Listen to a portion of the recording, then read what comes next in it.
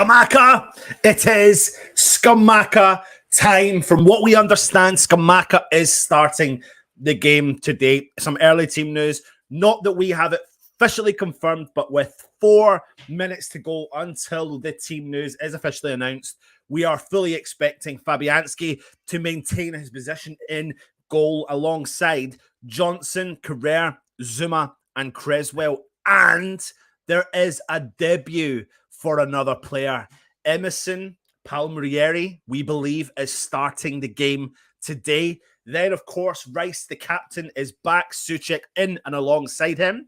We then have Fornals, Bowen, and the main man, Scamacca, starting up top. That is what we are led to believe. Put your comments in the comments section. Fabianski, Johnson, Carrera, Zuma, Creswell, Palmieri, Rice, Souček, Fornals, Bowen, and Scamacca. What do you think of that? For me, the main area that I'm looking forward is Scamacca because of what he can bring to this side from the off. He is ready to rock and roll, and he does excite me as a striker. I think he's going to cause any opposition teams that we come up against problems. So that does excite me. We have 2 minutes till the official team news does come through, but that is what we are led to believe, is that Scamacca is starting the game today. Everybody else is in there, and he is buzzing, as am I.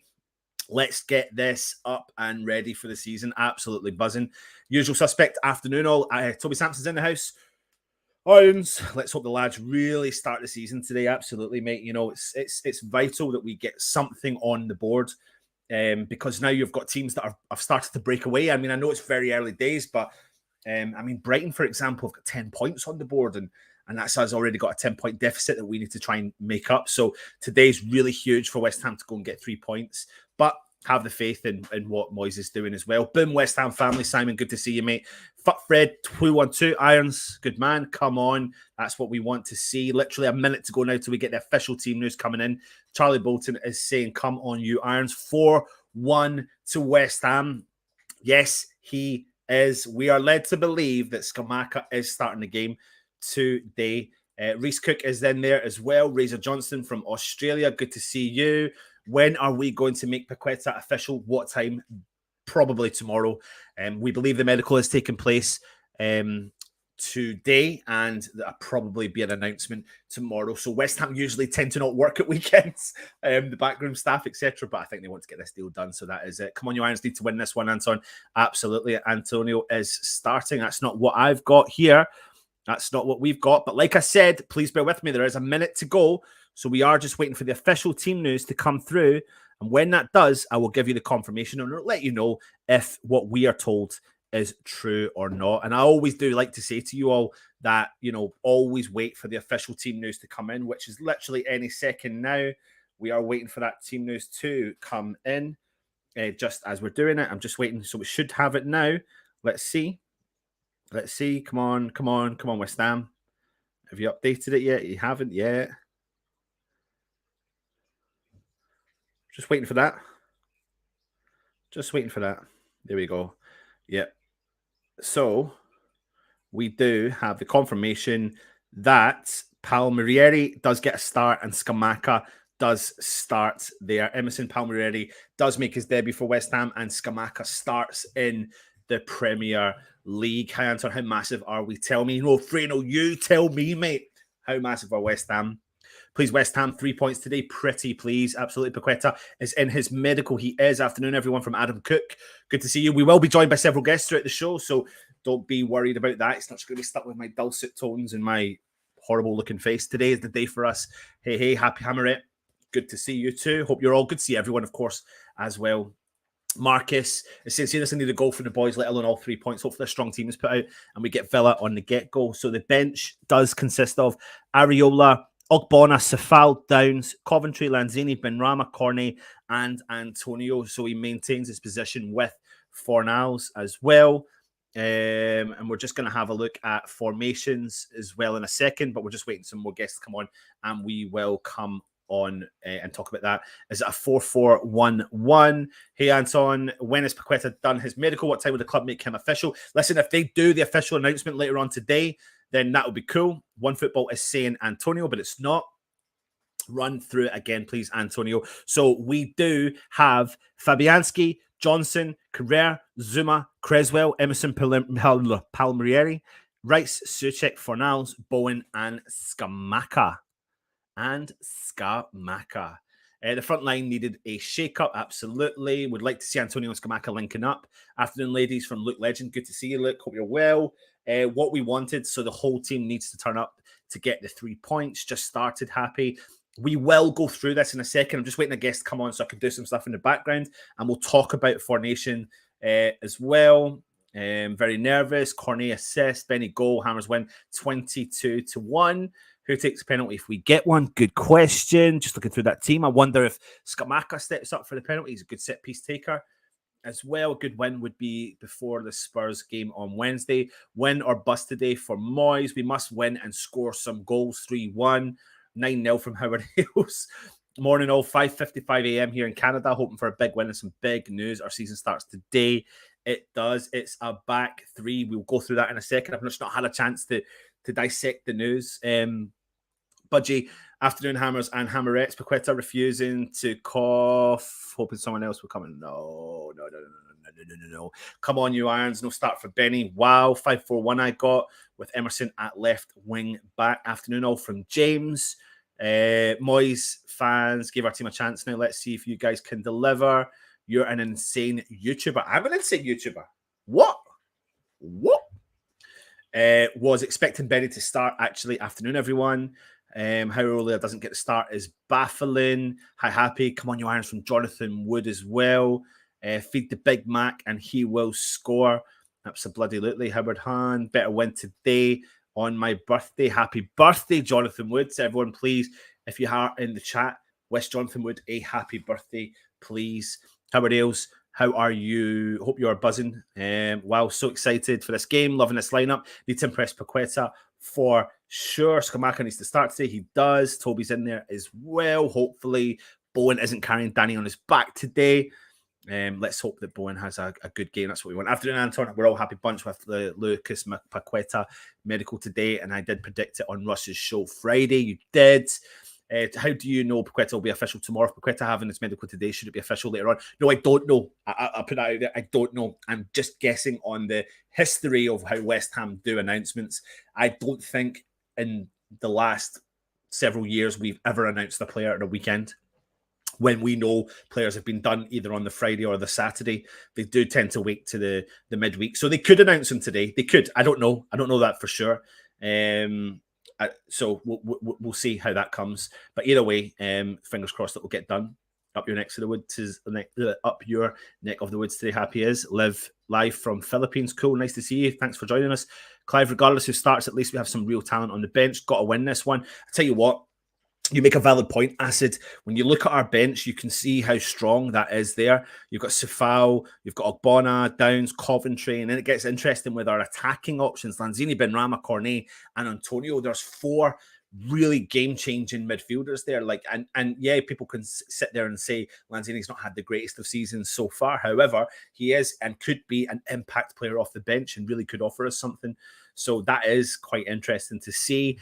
I hope you're well. Hope the pop's settled in okay.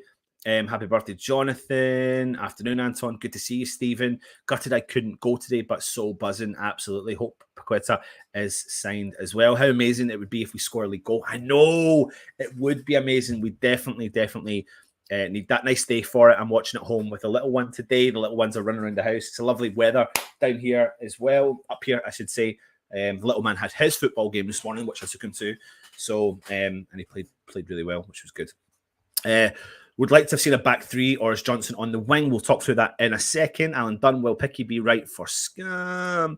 Happy birthday, Jonathan. Thank you, Anton. Now I think we should go for Conor Gallagher, my favourite Osamaur, who is valued at only 8 million quid. Brian, I think he was linked to Nottingham Forest, was he not, with everyone else as well? Afternoon, everyone from Kimball. Good to see you. Is it your birthday as well? Fut Fred 212. Happy birthday to you if it is. Massive thanks for my birthday shouts. No worries, Jonathan. Paqueta, we're watching the match today. When needed to go into the ward during the week. Absolutely. Hope that everyone smashes that like button. Like I said, we are waiting for several guests to come on. But for anyone that doesn't know, I'm trying to do loads of things at once in the background because I've got no one helping me this afternoon until they do come on, where I can bring you a bit more in depth of the team news that West Ham have done and how we think and expect us to line up. I'm going to go through the Aston Villa team for today, and of course they're under a bit of pressure as well. Gerrard's under a bit of pressure for not having a great start. I'm led to believe that a lot of the fans do not fancy what he is doing at the club, even though they got a mid-week win against in the League Cup, but they are kind of struggling for points and goals in the Premier League. However, he has gone with Martinez in goal, Matty Cash, Chambers, Konsa, and Digne. Then McGinn is their captain, John McGinn. Kamara, the boy we were after, who they're paying 180 million bloody pound, 180,000 pounds a week for. They've got Douglas Luiz, they've got Coutinho, and then they've gone with the forward two of Ollie Watkins and Danny Ings. What do you think of that? You know, we need to be wary of the threat going forward because we know what Ollie Watkins is capable of doing. We know what Danny Ings is capable of doing, whether they are shooting on all cylinders or not. Coutinho is a very, very creative player, and they're going to be wanting the best from a lot of their players that they've signed this year. But however, I do think we are strong. And I think we are definitely capable of getting something out of this game today. Our bench, I can see some of the comments coming through, in my opinion, is one of the strongest benches we've had in a very, very long time. So let me just jump through that bench for you once more. Let me find it. There it is there. And West Ham will be wearing our away black strip today. So our bench is Areola. Areola is the goalkeeper. And you'll be happy to know we've only got one goalkeeper on the bench today. Sifal is our other player there. Ogbonna, Downs, Coventry. And then our attacking quartet is Lanzini, Benrahma, Cornet, and Antonio. And I think what that really does is it offers us, if things aren't working out in that team and we need to push forward a bit more, Benny comes on, Cornet, Lanzini, Antonio, all kind of borderline game changers.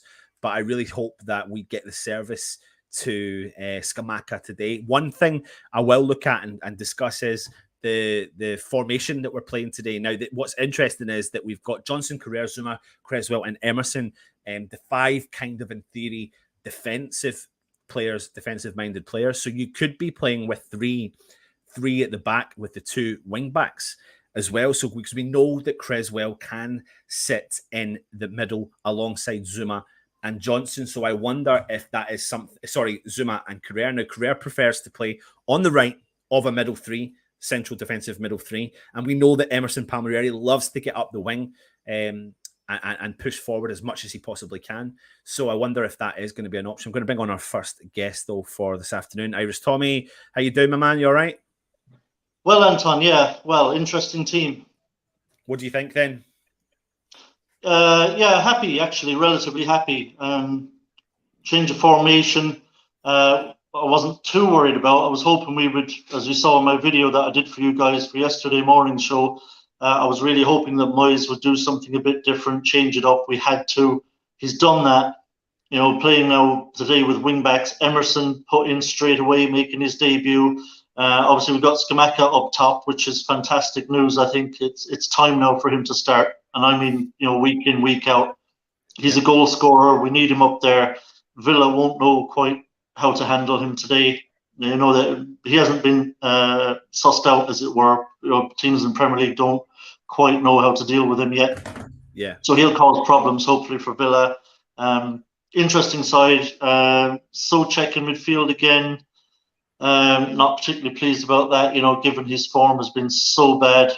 Ideally, I think I would have liked to have seen Fornals maybe in beside Rice and play Benny further up, you know, so with Bowen and Scamacca. So, but overall, I'm quite pleased. I would have made a couple of tweaks to the same personnel, but other than that, yeah, I think I quite like it, and hopefully it'll get the job done. If we talk about the debut that Emerson Palmieri does make today, the one positive is he's had a full preseason under his belt. So obviously Moyes is a fan of that, a player that has had a full preseason under his belt. Yeah. But the change and switch in formation. So we're fully expecting Creswell to drop into the middle alongside Zuma and Carrera. Now, we do know that Carrera loves to play on the right-hand side of a central defender. So that is that's in theory bringing him into his strong position there. Johnson likes to bomb forward. Palmieri likes to bomb forward. So it does. I get maybe a little bit of frustration in the middle of the park, but out wide now we have the pace that we so desperately have been craving from players that hopefully can step up to the plate. Tommy. Yeah, I mean, this gives us some great attacking options. Obviously, as I say, we're going to have Johnson and Emerson bombing forward down the wings, supplementing that attack, hopefully getting some good crosses in. I know Johnson, it's not exactly his forte, but, hopefully he'll improve in his deliveries today. Emerson on the other side. And then, of course, we've got Bowen in there as well. Fornals, obviously, is going to be a workhorse in there for us. He'll get up and down the pitch. But I think, when you've got three centre-backs plus Rice and Souček, I think that will actually allow, what we'll often see, I think, is that Souček will go beyond Fornals, where Fornals will actually drop back in a bit and allow Souček to get forward in and around the box and attack crosses as well. So that dynamic could work quite well for us today. Fornals is well capable of dropping in and helping Declan Rice out when it's needed to allow Souček that freedom to get forward. So, I'm looking forward to see how that all works.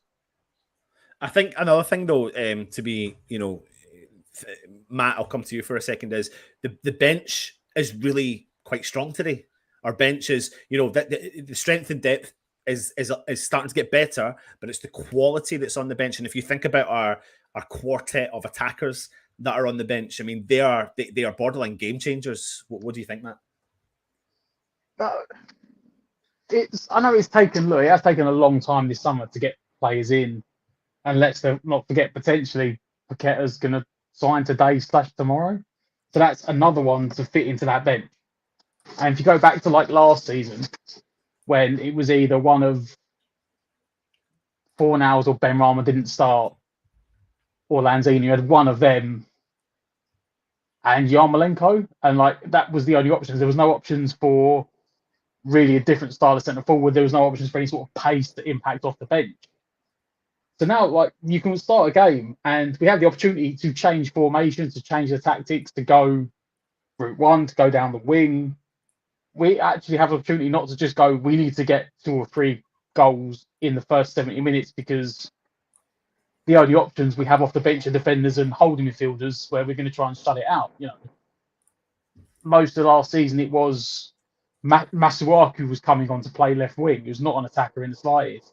Or Mark Noble's coming on to try and shape up the midfield. There's goals. I know we haven't scored yet this season in the league, but there is goals now, not only in the start, but in the quality coming off the bench as well. And it shows in 100 and potentially 70 million we spent this summer. Yeah.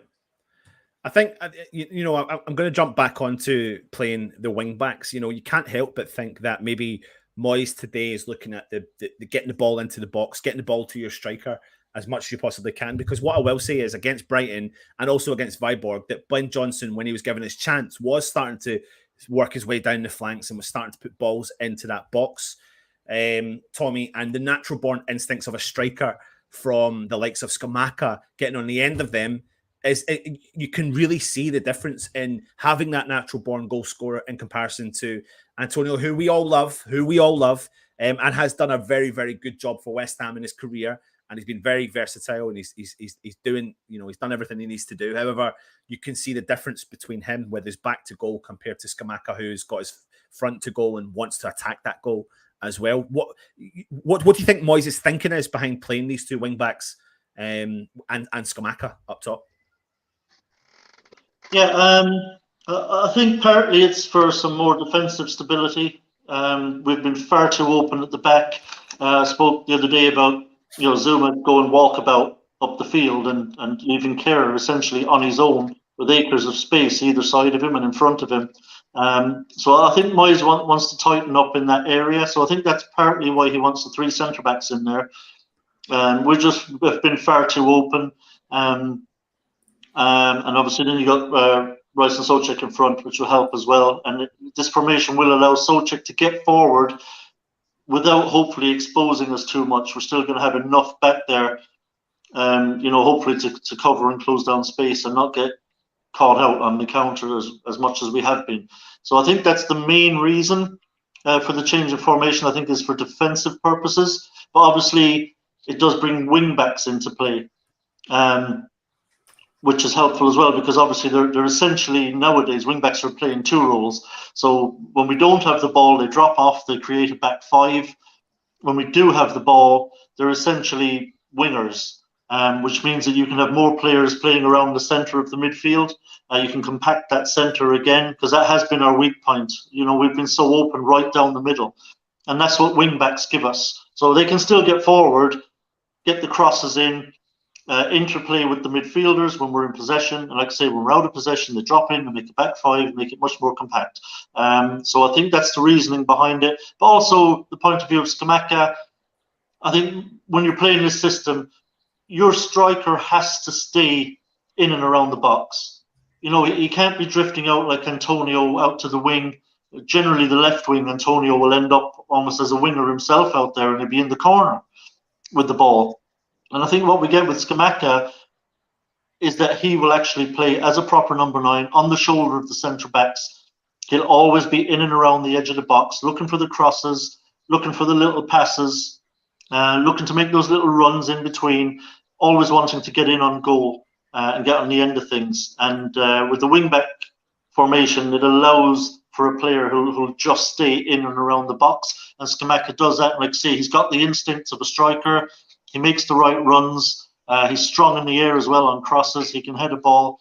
And obviously, look, what Antonio doesn't do is finish. And with Scamacca, we've seen already, he's a finisher. And so I think that's why Scamacca's in there today, because he's a finisher and because he will hover in and around the box and play on the shoulders of the defenders. And that's exactly what we need today.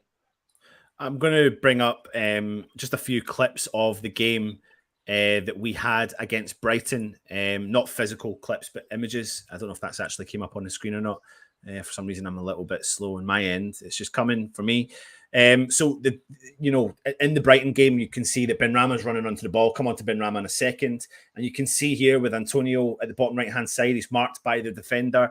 But I think the biggest concern I've got is here, where was the burst of pace to get forward? Because the next slide that I show you, Antonio has allowed 2 defenders now to mark him, and he's not getting in front and not really giving the midfielder an option there. The third slide I'm going to show you is another attack in the second half where Antonio back is to goal right on the edge of the 18-yard box.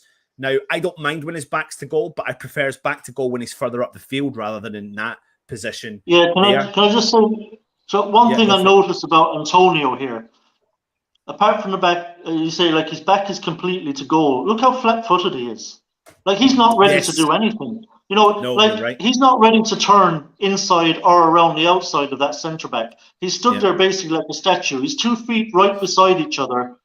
So even if the ball comes into him, he's not in a great position. Or if a ball is played through, by the time he tries to turn and go, you know, the centre back's gone already. So he needs to be side on, needs to be on his toes, needs to be ready to go either way, ready to make that run in a split second for that through ball. I mean, that's just very flat-footed, and it's not a good position. And to add to that, Tommy, I don't mind if he's doing that, but if he's in the halfway line, because he's then protecting, he's holding up play, that's different because he's preparing to hold up play. But the difference, well, that's it exactly. He's standing in a position where all he can do is control the ball at his feet and then look to play it again. Absolutely. Whereas he should be turned and ready to make a run. Well, like this though, look at this. This is the difference with Scamacca on the field now. And he's doing exactly what you're asking for, Tommy. He's facing forward, but his head's over his shoulder. He's on his toes. You can totally tell he's on his toes. You can see here, like he can go either direction in a split second. Yeah. He can burst forward and make a bending run forward, inside, towards the near post. Or he can literally just cut right back against himself and make that run towards the far post in an instant and get that yard or half yard of space that could make the difference to him getting on the end of something.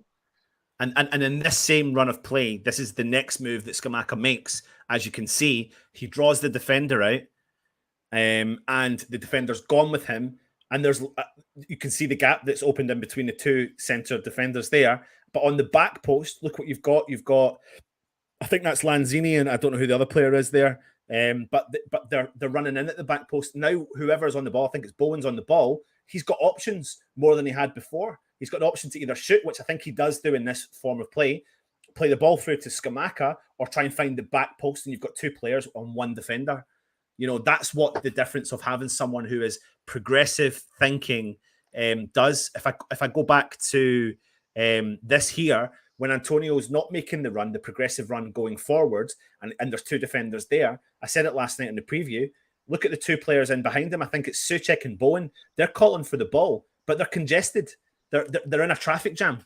And that's the problem. Benrahma then really has no option but to shoot, which he does do in this bit of play. So I think this is the difference between what Scamacca can offer for West Ham in comparison to... Yeah, I think you know, if Scamacca was Antonio in that last freeze frame, I think you'd see him already. He wouldn't be just stood there with two defenders on him. No. He would already have made a move. He would have made a run. He either would have broken off. Yeah, he either would have broken off towards the far post looking for a cross, or he would have ran on the diagonal forward. And at least, and worst case scenario is he takes one of those with him and opens up more space for the two and creates a 2-on-1 behind him. Yeah. Yeah. Do we to blow your mind? Matt. Difference between the two of them? One's a centre forward and one's a winger. When Antonio comes to West Ham that first season, he scored 8 goals from his head as a winger, pulling on the fullback at the far post.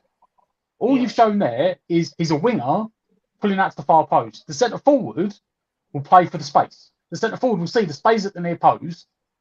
Like Scamacca's goal the other night, he pulled onto the near post, he fronted the first centre forward and volleyed it in. Scamacca in that situation would run onto the near post, creating the space behind for, was it Souček and Lanzini to run into? Because Souček, equally as that late running midfielder, wants the space to compete against the fullback. Yeah. The other picture, into his feet, that is probably literally what Moyes has taught Antonio. He said, I need you to hold the ball up to bring other players into play. Now, like you said, a good centre forward, a proper centre forward, will be on the half turn. He'll literally be facing the sideline. Because if the ball's going towards the box, I can still go that way. And if the ball needs to be held up, I can still turn and pivot. I'm open to either space. If you watch the build-up, if you watch the training before the games at home, they do that weird thing where they play into the centre forward and he either lays it off first touch for the midfielder to run and shoot, or he holds it up and plays it out to the winger to cross in for the third man runners. It's like that's what Antonio has been trained over the last 3 years. No, your job is to be the wall pass for someone else because he's not a centre forward. And I just want to point out, you know, I really like Antonio. You know, he works his socks off, and in many games he's done a great job. You know, but I feel kind of bad for him in a way because he's been chucked up there, and he's, you know, kind of approached it with the same enthusiasm and effort that he approaches everything else with. His attitude is top class. But I feel a bit bad for him because I think he's frustrated. He even said himself, we need a striker, we need a number 9. Because he gets in these positions, he gets through and go one-on-one, and he can't finish. You know, he just isn't a natural finisher, and he knows that himself. So, you know, it's a pity really that he's had to be put in to plug that hole because, you know, he's always done a tremendous job for us on the wing, I think, and he's been an absolute handful for teams. And, you know, it's a pity he couldn't have kept doing that. You know, even when Bowen came in, you know, imagine how many games more might we have won if we actually if we did have Antonio out on the left wing, where he's worked so well for us when he pulls out there. He's a nightmare for teams. Yeah. And we'd actually had all along since Haller left a replacement proper number 9 for Antonio to work with. You know, it might have been a very different story for him. I do agree with you. You know, we have to give him credit where credit's due, and he's been part of one of the most successful West Ham sides in our modern era, and he's been pivotal as to why we've progressed really well. But the thing is, West Ham needed to evolve. Everything has to evolve in life. You have to make that transition. You have to change up things. And if you become predictable, then teams will start to know what you're going to do. And because he's not the natural born striker, that he then, in theory, can't evolve with the team because he knows how to play a specific way. However, how he evolves with the team is he moves into a different role or he comes on with the last 20 minutes. Because I'm telling you now, for me personally, Antonio coming on for 20 minutes to go causes defences who have played 70 minutes against Scamacca a shitload of problems. And that is where I think we as fans can totally get behind the Antonio being in and around this squad. If he has to come in on the left wing or he has to go up top, then you can forgive the fact that he's not a natural born goal scorer, because if he can give you something back in return, and we saw it, albeit against different opposition in the Europa League conference, when Scamacca started the game, he got a goal. They brought on Antonio, he got a goal, and he only played 20 minutes, but he did cause the defence a bit of problems. That's the way, that's the role reverse I would prefer. I would prefer Scamacca to start the games, get the most game time, see what he can get out of the game. And I'm not saying he necessarily has to come off, because if he doesn't come off, what then you see is options. We then have an option. And that's what's different to last year, guys, is, we had Antonio and that was the only option, but we've got Scamacca and Antonio, and that gives us several options. That's either like for like swap, or bring another player on to go two up top, or bring the other player on and put one out in the wing. There's three options there from having two strikers, and bang, that's the difference to West Ham. Sorry, Tommy. I'd love to see at some point Antonio being brought on to go up alongside Scamacca, because you can see the possibilities there as a pairing. That they could cause absolute nightmares for centre backs. Between the two of them. I mean, it's going to be difficult to watch both of them and keep an eye on both. Antonio's showing for the ball, battering ram, powerful runs, and then you're trying to watch Scamacca. He's making these little darting runs everywhere. You're trying to say, well, where's he going? Where's he gone? And you have to be mindful of Antonio, who's around. I'd love to see that at some point in the right circumstances, in the right game, where we switch the formation. Some point in the second half, Antonio comes on, we go two up top, and let's see what they can do as a pairing, because, it's you don't see it that often anymore, unfortunately. I mean, strike partnerships are really kind of gone, really, from the game at this point. Whereas I remember in the early days of the Premier League, they were an absolute feature. You'd always be talking about strike partnerships, and there were some brilliant ones. So I'd be interested to see what kind of strike partnership they might be able to strike up. Yeah. James Bong is saying feed Scamacca and he will snore, but hopefully he won't snore. Hopefully he will score. Stato, that's the longest hair you've seen your hair. Very One Direction. Oh, I need to get a haircut. Yeah. Usual Suspect says, being on the Villa channel, they're really worried about their defence. Peter saying, see, Barkley could be a freebie. Moyes will be all over that. Mark Noble's absence is really heartfelt. Matt? I know what I said. I didn't mean it in a disrespectful way, but we were bringing on Noble as like a number 10. Noble's never been a number 10. His last season, he didn't get a lot of playing time, probably rightly so. But I think at the moment, we are really missing, maybe not what he does on the pitch, but maybe what he does in the dressing room. Seems to be maybe like a lack of something, harmony, something like, I don't know. It does seem to be that, at least maybe on the training pitch, there seems to be a lack of Mark Noble. Maybe they can get him back as a coach or something. Get him in around the team again. Yeah, absolutely. I do think that Cornet has earned a start, to be honest. Tommy, Cornet doesn't start today's game. Is that a concern to you or not? No? Not a concern, no. I think his day will come. I think just in this formation, Moyes saw Emerson as a better option. Obviously Cornet would be sensational going forward. He probably feels like Emerson overall brings a better balance of defending and attacking down that side. And we're not talking about a mug here. Emerson, Italian international, he's played for Chelsea, played Champions League, played against the best international sides. He's very experienced, 28, very good age. Still in his prime years, just. And I think that's the reason that Moyes went with him today in this formation. But I think that there will be other days, when he'll go with Cornet.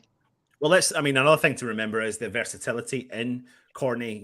He can play as a centre forward as well. So you never know how Moyes would want to utilise him. I mean, depending on how Scamacca gets on today, you could equally see Cornet go up top with Scamacca at some point, or just play in behind them. And that means then he could run off of any of the aerial duels, because I think I looked at the stats from Scamacca over the last couple of games. I mean, he's not been beaten in an aerial duel.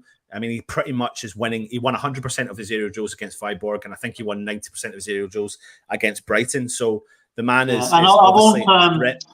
Yeah, I won't be surprised actually if Cornet replaces Emerson after 70, 75 minutes. Yeah.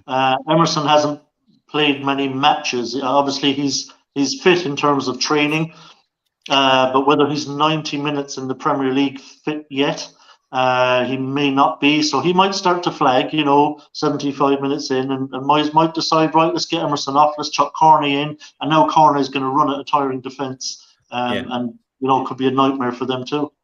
Yeah. Matt, loads of people calling for Areola to start. Areola deserves to start too, to be honest. True, Areola should be starting. I'll come on to Areola in a minute. Moyes has 99 problems with but what do you think then? Is it harsh or not? Or, it's kind of what we expected, really, isn't it? Yeah, I campaigned at the start of the season for Areola to start. But Moyes is somewhat loyal to his trusted, been there, done that players of the past.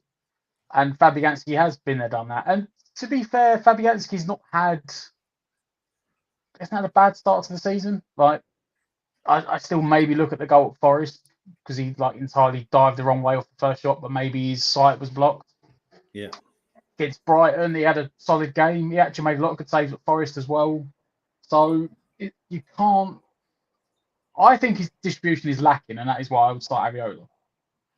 I think if you go back and see the second goal we scored against Bible, I know it was Big Sam football, but it quite literally was it was a decent, actually, for once, goal kick because it was Areola, not Fabianski. Straight away, Scamacca flicks it on one touch. Was it Cornet over the top one touch, and Ben Rama was it? I think Areola, his distribution is better. I think he's going to be, obviously we know he's going to be a long-term keeper. But at the moment, Moyes is doing that old thing of Fabianski hasn't made a mistake for me yet, so he gets to stay in and play. Yeah. Areola's time will come. It's just, it may be a couple of months. It may be after the World Cup. It may not be till next season. To be honest, I don't think he's massively concerned. He's committed his future to the club. He's going to get a lot of game time. He's got 6 games coming up minimum in the Europa League conference. He's got cup games coming up. He's probably going to play some transitional Premier League football as well. So I think he will get his time here. This is the point I wanted to ask. Tommy Benrahma instead of Fornals. That's the only thing. Harsh on Benny, who's been questionably one of our better players at the start of the season this year. It is. And look, I don't think it's a case of him being dropped or rested or anything like that. I think it's a purely tactical decision from David Moyes. He's not the bravest of managers. He doesn't tend to really full on go for anything. So I think he looked at the forward line and thought, oh no, I better put Fornals in there just for extra work rate and cover, just in case, in midfield. So I don't think he could quite bring himself to play Benrahma as well. Which is a pity because I said it earlier, I would have actually dropped Souček because his form's been horrific, frankly. I know he was a bit better on Thursday evening, but that's against Viborg. I mean, that was nothing like Premier League standard. So I would have dropped Souček purely because of his form, would have dropped Fornals in there with Rice, and would have played Benrahma personally up there with Bowen and Scamacca. But yeah, Moyes, I think that's Moyes just being his usual kind of slightly cautious self. But yeah, it's tough on Benrahma. But again, I think it's purely tactical. I don't think Benrahma will be too put out by it. Obviously, every player is disappointed when they don't make the team. But I'm sure Moyes will have explained to him, look, you've done nothing wrong. You've been playing really well. This is purely a tactical decision because of the switch up in formation that I need to have Pablo in there. Yeah, absolutely. Dil Singh is saying, we've done that one, sorry. Toby Sampson is saying 7 new players, got to give Moyes some time to get it right. I agree. I think we've got to, I think sometimes there are decisions that are frustrating, especially if we lose 3 in a trot. That makes it tougher. But I'm not on the fan base. I'm not on the mindset of Moyes needs to leave. I've seen some people say that, which I think to me is ridiculous. But you still want to see changes made. And like I said, there needs to be fresh faces. I think teams and opposition teams and players in the current team, Tommy, you alluded to the fact that Antonio said himself, we need another striker in this team. He had said that. He was very open about it. And that's him kind of basically crying out for help, going, give me someone else to challenge me, because that's exactly what you want in this team as well. And with the potential imminent signing of Lucas Paqueta, I mean, it really does start to look a little bit tasty. I mean, and apparently we're not finished Tommy, go for it. Yeah, obviously, look, the Paqueta is an incredibly exciting prospect. It could be a season-altering signing. It really could. If he does a Payet, if he hits the ground running and he turns out to be, a great player and he takes to the Premier League, and he should take to the Premier League, it should suit him. Then it's a game changer for us. It's the two things. There were three things, I suppose, bothering me about this team this summer that I hoped would be addressed. I mean, one was the lack of pace, just far too pedestrian. It was making it difficult even for us to counterattack teams. They were able to file back and funnel back and get players behind the ball because we just weren't carrying the ball quickly enough up the field. So that hasn't been addressed entirely. Obviously, Cornet is very quick, but we haven't seen him yet. But Scamacca has some pace about him. But Paqueta is ideal signing because I think the other thing we were desperately crying out for was creativity. We've just had a complete lack of creativity. And it's made it difficult, very, very difficult for us to break teams down, especially when they do have some numbers behind the ball. We need players who can open teams up, and Paqueta is one of those. The other thing was the age profile of the team. Wanted that brought down. We've started to address that now. With likes of Scamacca, Cornet, Paqueta, Kerr, Aguirre, all much younger players than the ones we have, all early and mid-20s, so that's good. So this is a huge one for me, huge one. There's like kind of almost one piece of the puzzle now left, I think, and that's a partner for Rice, a proper like top-class partner for Rice. Like if we were to get one of those, to me, it would be a 10 out of 10 window. 10 out of 10. Yeah. At the moment, with Paqueta comes in, that's 9 out of 10 for me, because I think we have addressed quite a lot of the issues. And obviously, look, you look at the bench now. It's just been completely revolutionised from last season. And I think we will see more changes in formation from Moyes. We'll see more rotation. We will see more subs and earlier, because now when he looks back at the bench, unlike last season, he sees his players and players that he really likes and that he rates and that he would be happy to bring onto the team or to rotate into the team from the start. Yeah. Matt, what do you think from what Tommy said? So the pace thing is, like, I fully agree on the pacing. That was not even just last year, the last couple of years. It's really, and we've noticed it even more. You said this season, we've noticed it. And it has been universally probably across the pitch. Even Soufal isn't the quickest. Johnson's quicker. Ashby looks like he's going to get there as well. The centre backs have always been a problem for us. So having brought Kahir and Aguirre in, go with Zuma and Dawson or Bonner, the two old guards are the slow ones. Creswell as well. Emerson coming in, and like you said, on the counter attack, we built a team on counter attack that had the only pace we had really. Bowen's decent. He's not lightning quick. He's not like in his prime Henri or Walcott or whatever, but he is fast and he carries the ball well. But then you had Fornals, Lanzini, Yarmolenko, even Ben Rama to an extent isn't lightning quick. And we were always struggling to be a team on the counter attack to actually get forward and counter attack, which is probably why when we brought Lingard in, he actually took so well into that team, because he come into a team where it was like, look, you haven't got to dictate play. We're going to stick you out on the wing or in the number 10 and just carry the ball and run and counter attack. So bringing Cornet in and Emerson changes the entire dynamic of the team in some ways, even if you fit Emerson into a back four. Because all of a sudden it's like we didn't only have to go down the right hand side for pace. Yeah. You can now go down, it stretches the game up. And then if you can bring in someone like Paqueta and put him in the middle, whether it's a deep lying role next to Rice or more forward in number 10, he's now going to be able to pick passes and gain and have space to play in because you've stretched the game. Outside that, as for bringing more players in, yes, I mean, we probably do need players. I know I don't want to say we shouldn't. I don't want to say we're going to do a Forest where they've brought, I think, 19 players now. But I think is it 8 out? We let go. So at the moment, we've sort of replaced what we let go, but we had a smallish squad last year, maybe compounded by the fact that realistically we only had 14 or 15 players that actually played. I don't mind. Like to me, the size of the squad wasn't the problem. And I don't think the size of the squad is going to be the problem this year. I think it was the fact that Moyes just didn't trust the players that were on the bench, and he didn't want to use them. And so we saw the kind of 15 or 16 players that he did trust to some degree were the ones that had to see out the entire season. I think that's the big difference this year. I think this year, when he looks back at the bench, he sees players he likes and that he trusts and that he will bring into the game. So the size of the squad, I don't think was the problem. I think it was just that Moyes just didn't like so many of them. I think that's been addressed. I think we'll see a very different approach from Moyes this season. It was you could see at the end of the season how just leggy we were, and that was 9 players played 40 games or more last season. 40 games across the board. Antonio, as our only centre forward, played 48 out of 56 games. Now that's incredible for Antonio. You know, that is legitimately about double what he normally plays.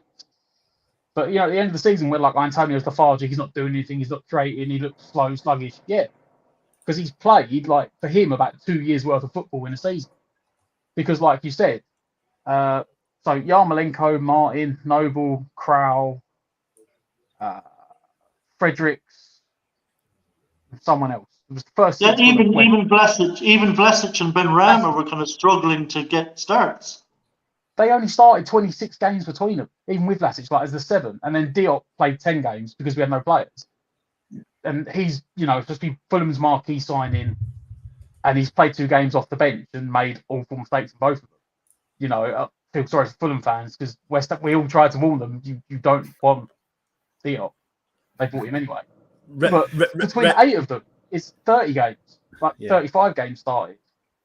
Just Moyes did not trust them in the slightest. So now that we've replaced it with quality players, like you said, the options off the bench become, not only is the options off the bench, actually now we have options, and Moyes now doesn't have an excuse for not making subs, but players can no longer be comfortable. Yeah. Because if you do have a poor time, there is players on the bench that you won't just be guaranteed to start now. You're not say, oh, well, I'm Creswell, I'm the only left back, I'm guaranteed to start because he ain't going to play Masuaku. No, Emerson's now there, and Cornet's now there. Yeah, the only one who's gotten away with it this summer is Souček. He's really gotten away with it that we haven't bought in like Onana. I think if Onana had brought in, that would have been Souček's goose was cooked. Hold on, Matt, hold on a second. Souček is too secure for me. We really need proper competition for Souček. Richard, over to you. What do you think of what Tommy's saying? And you've just joined, so good to see you. Yeah, no, I completely agree. I think, firstly, I'm delighted that there's some changes. I think we were all screaming out for it. But as Tommy said, you know, I think Souček's a very lucky boy to be starting today. Personally, I would have left him out. I just think, you know, he's had a good performance on Thursday, but with all due respect to Viborg, you know, it's not the same level that's expected of you, especially as a Premier League footballer. I just don't believe he has the technical ability to be starting week in, week out for a club like West Ham looking to push top 6. So, yeah, he's lucky. He's lucky to be starting, but I'm delighted just to see some changes. It's going to snow in South Africa. Matt, on you go. What were you going to say?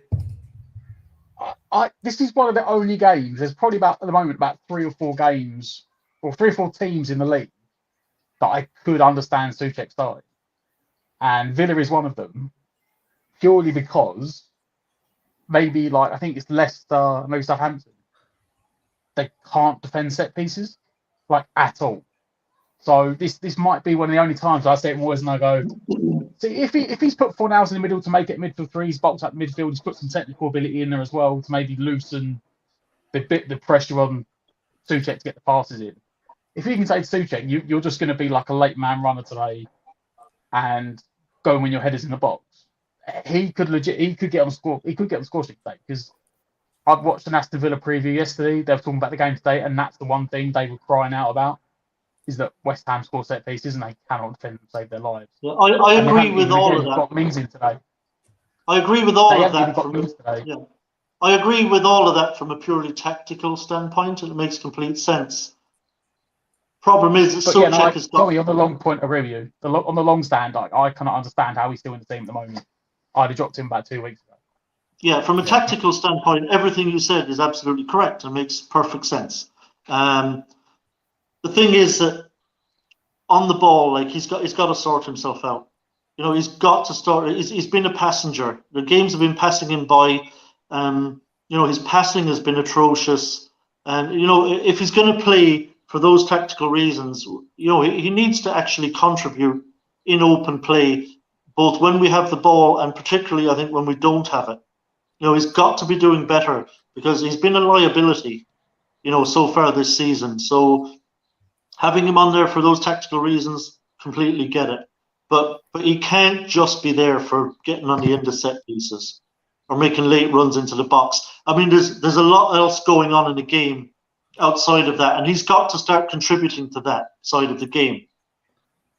You could probably argue that Declan Rice's performances have dropped, and part of the reason for that is potentially because he's doing double the work. Maybe he's getting frustrated because he knows technically if he gives the ball to Souček, you know, he might not be able to find the right pass or to get us forward.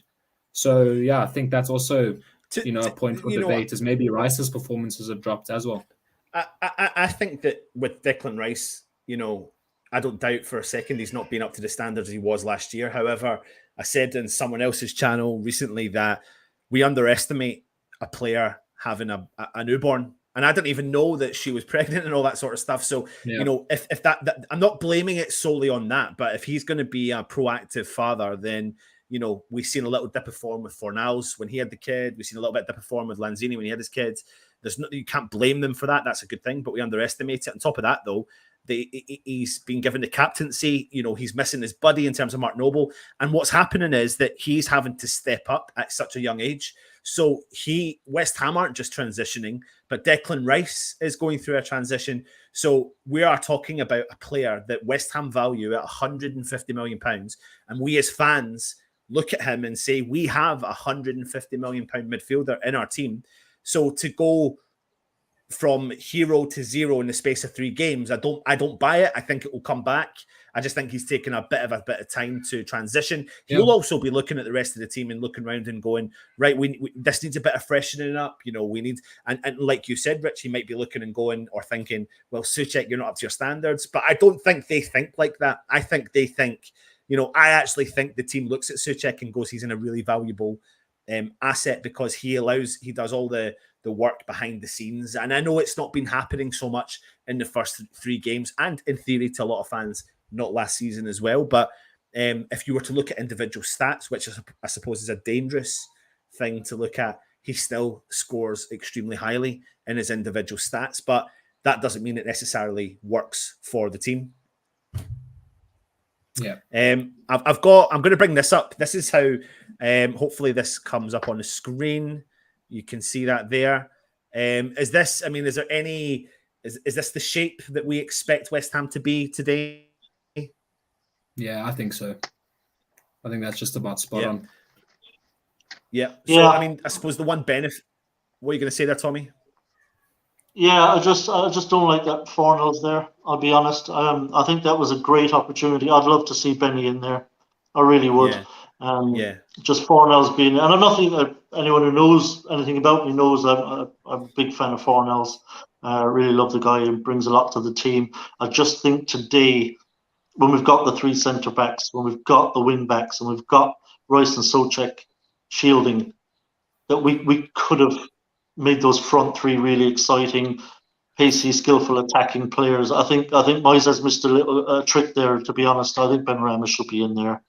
I think when it comes to, like, when I look at Fornals, for example, we know what he's capable of doing. He can, if need be, we know we can drop into this role here in behind the striker, because obviously we'll be seeing Emerson bombing forward a lot there. However, if we see Declan Rice bombing a bit further forward, we know that Fornals can sit back if necessary as well. And we've got Tommy Souček doing exactly the same. So it does give us the options, you know, having Fornals there. Maybe the reason he's starting is because he allows us to do that, where Benrahma wouldn't, But I do agree with you, Tommy. Maybe it is a missing piece.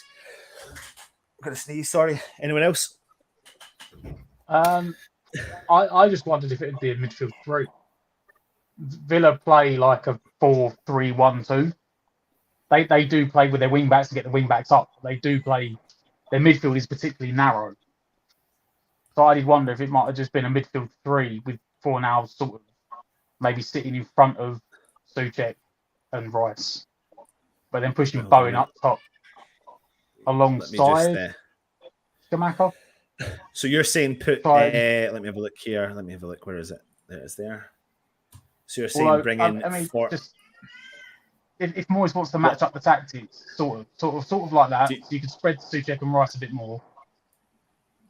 So you've got like a midfield three, and then playing Bowen off of Scamacca. Either side. Yeah. That could happen. That can still happen. Yeah. Sorry, go Tommy. Yeah, it's flexible enough, that formation, that can still be how it pans out. That Bowen will play much closer to Scamacca, that he won't be just stuck out on the wing. I think he will be tucked in. He'll be playing more along the inside left channel. And I think we will see Bowen make an awful lot of runs in and around the box more centrally, which he's really good at. Yeah, absolutely. If you are just joining us, please do hit the subscribe button to the channel. And if you are just joining us and you haven't seen the West Ham starting lineup, here is in its all glory for you.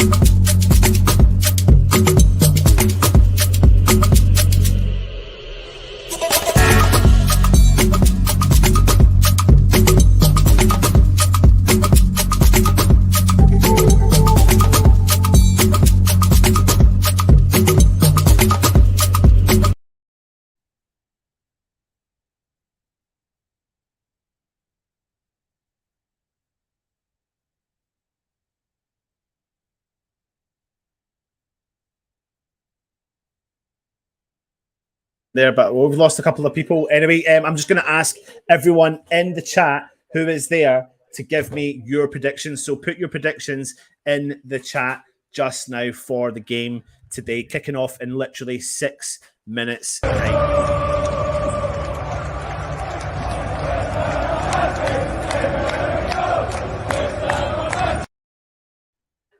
Right, Tommy, predictions, mate. Yeah, I'm actually quite confident today. I think Villa are a bit of a mess, to be honest. So I'm confident we can get a result today. I like the change of formation. I largely like the personnel. And of course, we've got people on the bench now who are game changers. So we will see the likes of Benrahma and Antonio, maybe Cornet, those kind of players coming on to go at them later in the game. So I think we're going to do them today. 3-1 West Ham, I think. Cool. I like that. And of course, now that I've said I wouldn't have played Fornals in an advanced role, he'll probably get a brace. I tell you what, though, Tommy, you want every player firing on all cylinders. So, you know, yeah, I'm the same as you. If Fornals can get a couple of goals on the score sheet today and has a great game, then good. Keep them all. Keep all the players on the bench. On the bench, that's what you want, you know, and it gives a good opportunity for us to do that here. But Timothy, I'm just going to go through some of the comments. Crazy suggest size of the squad was no issue last season. I've had to skip through loads because there's so many comments there. Question: will Moyes make subs before 88 minutes again? Absolutely, I think he will. He's starting to show a bit of predictability in his substitutes, and they're definitely coming a lot earlier than normal. Fat Gachenko is saying Moyes will get some therapy for dropping Antonio. The club will pay for it. Timothy says Moyes has his love children playing for West Ham. Souček is one. We have Souček for set pieces. Brian is saying, to be honest, I'm glad Antonio isn't playing as he's just a winger forward and not an out-and-out striker. Scamacca is much better at set pieces than Antonio. Based on form, Souček should not be in the team. Simples. Villa has such a small stadium, but I don't know, is it not like 45,000 seater stadium, something like that? But I'm sure it's really close knit, right close to the pitch, right on top of you as well. 2 up, 2 down hammers, great panel. Thank you very much, mate. Rice Down's TV stuff doesn't help. He's had a child. Rice has been poor because of that. No, I'm not. I just think it's not helped. I think he's transitioning to become a dad, and that will be a percentage. I'm absolutely not saying it's 100% at all. Declan gets what he wants. Why is he on penalties? Bilic only played Antonio as a forward because of the injury crisis that we had on forward. Somehow he's still there instead of being on the wing where he is deadly. Wouldn't you say Souček needs game time to be in form, and not playing him would be the result in the way we want? I reckon that Souček will score today. Peter saying Rice didn't even know she was pregnant. God. Hammerhead, Rice kept everything really private, no pictures or anything yet. Good on him. Gary Page is saying Rice head too big for his boots. You don't earn respect messing around. Loom of Roy Keane. Whichever manager loses today will be in serious trouble. A draw is better for Villa than us. Scott is saying Rice has had to hold the midfield together when we should have had 3 in the middle, and potato salad has been poor. Gary Page agreed with the big head. It's hard to run. Soon he'll be look like an ET. Ogbonna in instead of Creswell, Ben Rama instead of Fornals. So many comments. Peter is saying every times the thought of yet another defeat would be too much to take. I completely agree with you. I had no issues with that. What Rice said, I like fire in a captain. Captains don't fucking around doing silly videos. Fornals should have been next to Rice and Benny on the left. Afternoon all going for a 3-2-1 goal fest. We need to build Rice a new room to sleep. None of that Fornals baby feeding time. Fornals will get an assist with Scamacca. Take Souček out that team. Put Fornals next to Rice and Benny on the left. Loads of people calling for Fornals to drop in a bit deeper, Tommy, as well, aren't they? Yeah, I completely agree. Same thing I said earlier. I just Souček's form has been horrific, and I'd love to see Benny, Bowen, Scamacca front three. I think that would cause them massive problems. Yeah. Freno is spelling out, we are Mav. I think you're ready. I think Benny comes in as a sub and starts Euro games. Just like Tottenham, they fade and die. How are you watching the game? Don't have a clue yet. I need to actually go and get that. We are massive. I'm trying to get to the goal predictions. Hammerhead, 2-1 West Ham. Vinay is saying 3-2 West Ham. Matt Foster saying 3-1 West Ham. The Hasri saying 3-1 West Ham. Peter X saying if we turn up 2-1, 2 up, 2 down hammers, 3-1 West Ham. Stephen 3-1. Craig Darlow 2-1. DCB saying 2-0. Fatchenko says 5-4 to West Ham, like the Bramford game. Marcus saying 3-1 West Ham. 2-1 from Timothy. You're saying just Villa. 3-1 West Ham. Gary Page says 4-0. 3-1 Scamacca. 3-1 hat-trick. Villa. West Ham 3-1. So I'm trying my best to jump through them. Scamacca hat-trick, Palmieri. Got to go, people. Enjoy the game. Absolutely. Scamacca will score today. West Ham is the winner. 6-0. 6-0 Villa. Wow. Okay. 2-1. Tommy, listen, mate. Thank you very much for joining us. And we'll be back on soon. The link's there if you want to come on at halftime, etc. So you're more than welcome. But enjoy the game, and we'll see you soon, Tommy. Cheers, mate. Thanks, Anton. Take it easy. Bye-bye. So, like I said, the game's just about to kick off. So if you are joining us, I'm just going to give you the starting lineup while I get myself set up.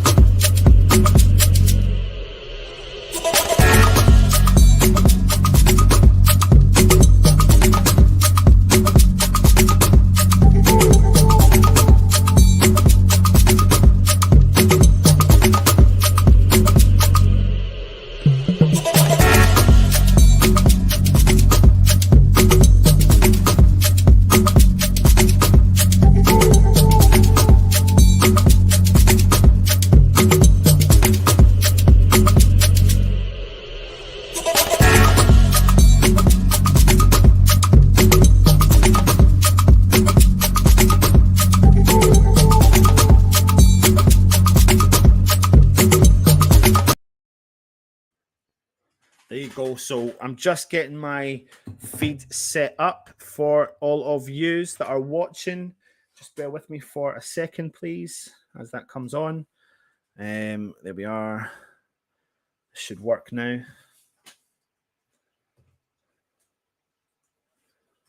And we're in 35 seconds in for anyone that is wanting to know where I am at in terms of my time.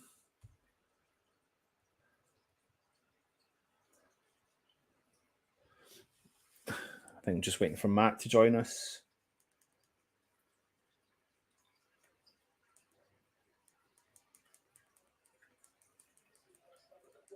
We are. Sorry. Just getting myself set up. Matt, you're there? Yeah, mate. There we go. What time are you on, Matt? 110, 111, 112. Right, apologies, but I am a little bit ahead of you, mate. Don't bother me. It bothers you. Don't bother me. I know. It bothers me. It really does bother me. Anyway, let's have a look at the shape. Zuma there plays the ball over wide right to Carrera, the back three. Finds the ball to Ben Johnson. He's dropped deep to collect it. Jared Bones dropped deep as well, and the ball goes out for a West Ham throw-in. So I'm not going to be able to put the time up for you people, so we'll keep you updated on the time that we're at. But just to give you a bit of a heads up, just waiting on the time coming back onto the screen. Well defended there from Creswell. Declan Rice comes back, plays the ball out wide left to Emerson Palmieri, who obviously wears Emerson on the back of his top. He tries a ball through, but it's dispossessed and goes out for a West Ham throw-in in the Aston Villa half. Matt, thoughts? I'm just trying to work out the shape because it is exactly what we said. Fornaldo's big cross into the box. Scamacca collects it on the... No, it's not Scamacca, sorry. It was Bowen. I tried to bring it down. Yeah, he's sort of drifting out to the left-hand side. I don't know if it is maybe like a 3, like 5-2-3. Important game for both teams, though. Huge game for both teams. I think Villa have got some points on the board, but Gerrard's still under a lot of pressure. I think his problem, which is in some ways is a nice problem, is that he's got too many attackers and he's trying to find a balance to fit them all in.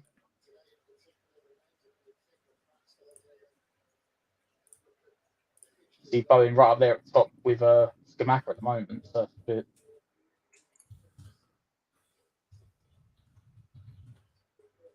I suppose playing 3 centre-backs against 2 centre-forwards makes sense. Declan Rice just marking Coutinho. Coutinho's turned on the ball. Rice just stepped off him.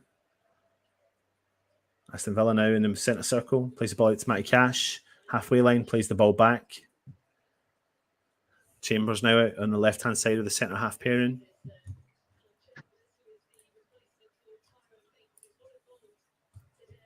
Interesting for Aston Villa that there's no Tyrone Mings again. Yep, back with the keeper, Sanchez.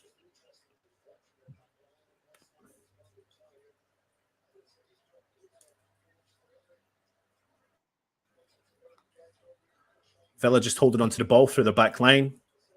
Just holding on to possession.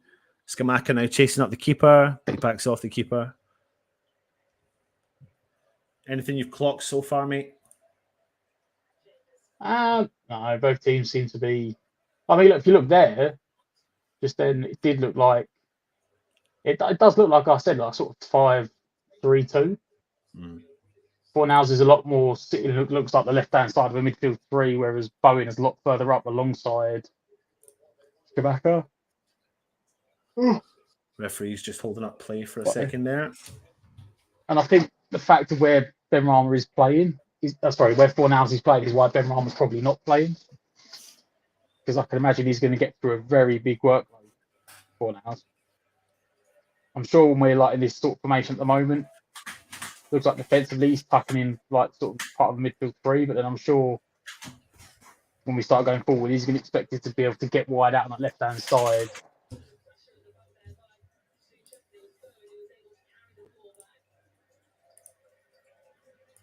Someone say, "Oh, what is that? Tyrone Mings is out sick." Yeah, okay. I know he had a falling out with Gerrard. That's what I was a bit. Emerson Primeri driving forward, plays it into Scamacca on the edge of the box. Oh, he does really well. Fornals chests it down inside the box. He's still got it. And he fouls. That's the Villa player, but his players, the referees said play on. Sure, Scamacca. Souček throwing himself about as well. Good bit of early pressure there from Ben Johnson's done really well. I tell you what now there, Matt. That was a Kahir. Was that here? I tell you what though, mate. Yeah. You know, do you know what the difference is with having a player who's got a bit of pace? Is his first touch wasn't great, but he was able to get there quick enough to actually get a touch on it in the first place, yeah. Rather than just letting it run. Yeah. That's been you know, it's been building stones this summer, and you know, I know as West Ham fans, we'd have loved to have all 8, potentially 9 guys in the first couple of weeks of the summer, but credit to Moyes and Newman. They've had their list. They've worked on it. May not have always got the first choice. Sorry, just to quickly jump on what you were saying there. Bowen is filling in exactly the role that you were talking about.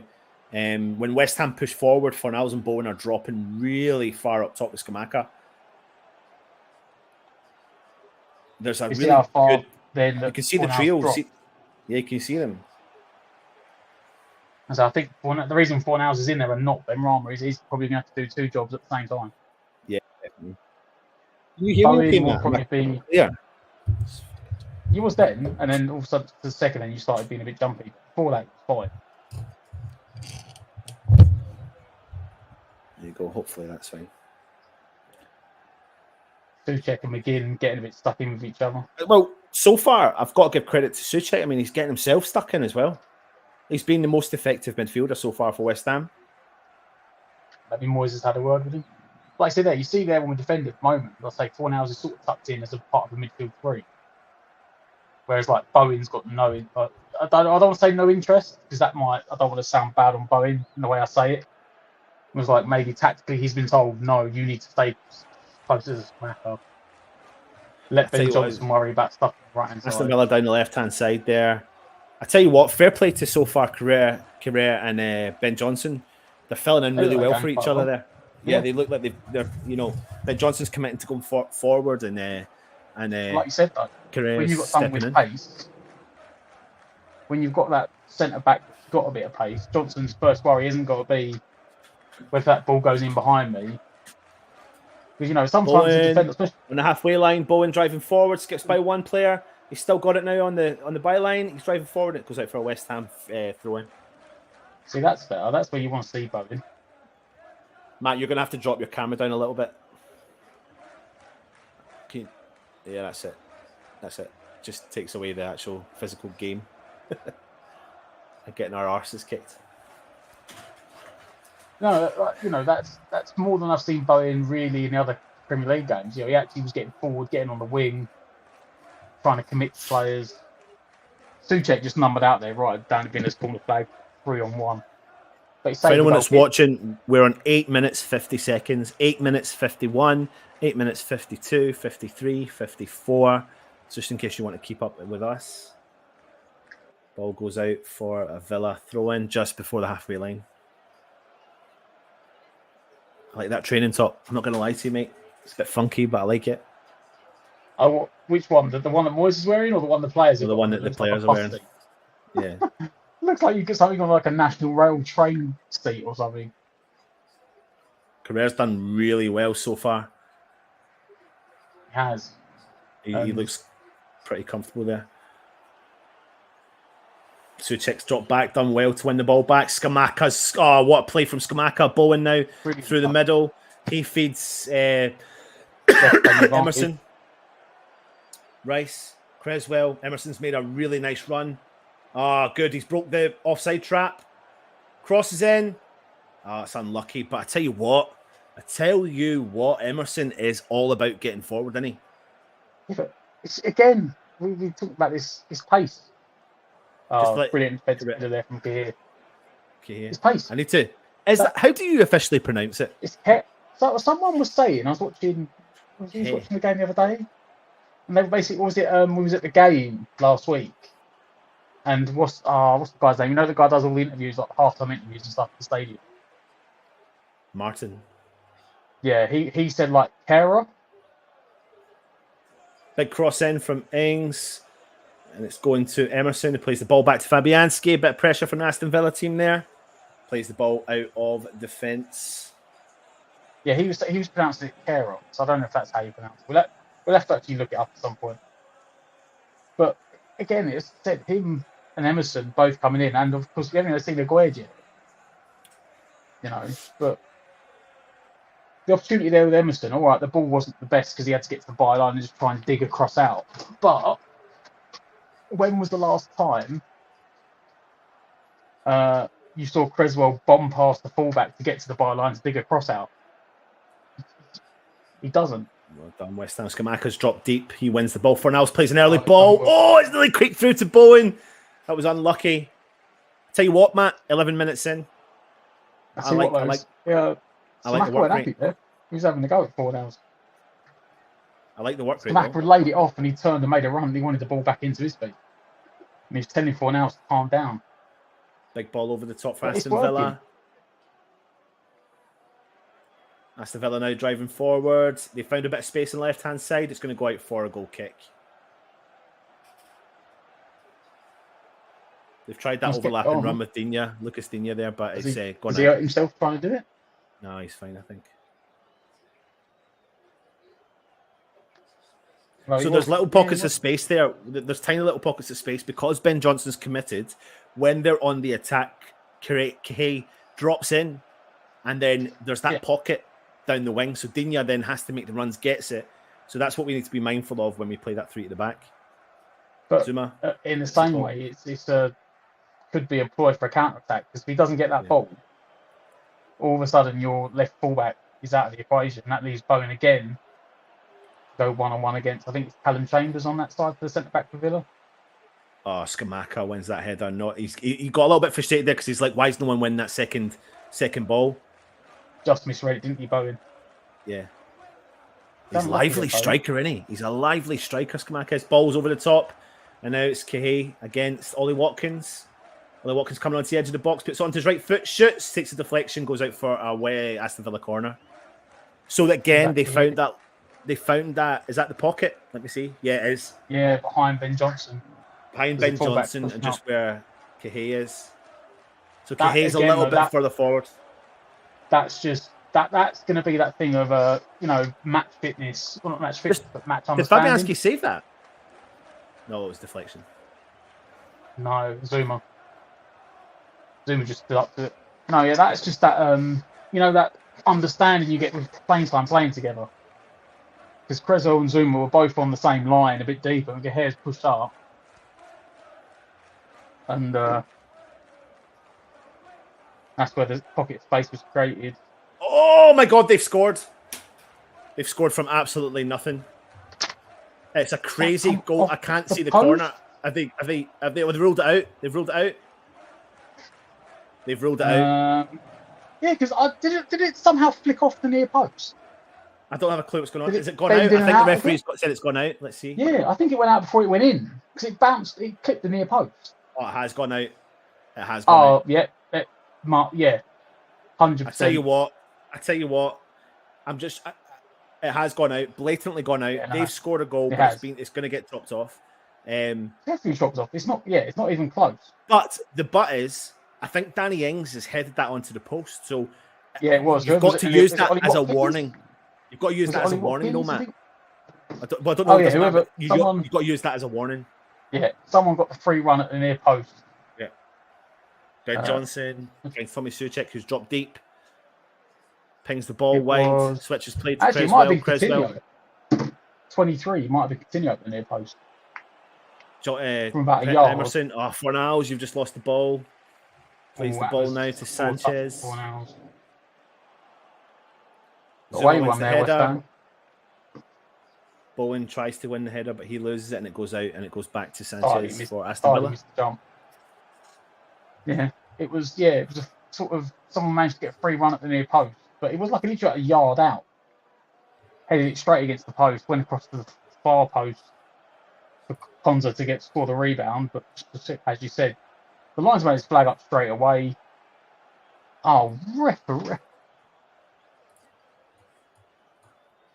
What is Dick? It's a shoulder to shoulder. He's not going to give a card. He can't give a card for that. No, but even then, it's a weak foul because the touch. Neither player was getting the ball with that touch. I suppose maybe you give the attacking team, the benefit of the doubt because he was the last one to touch it.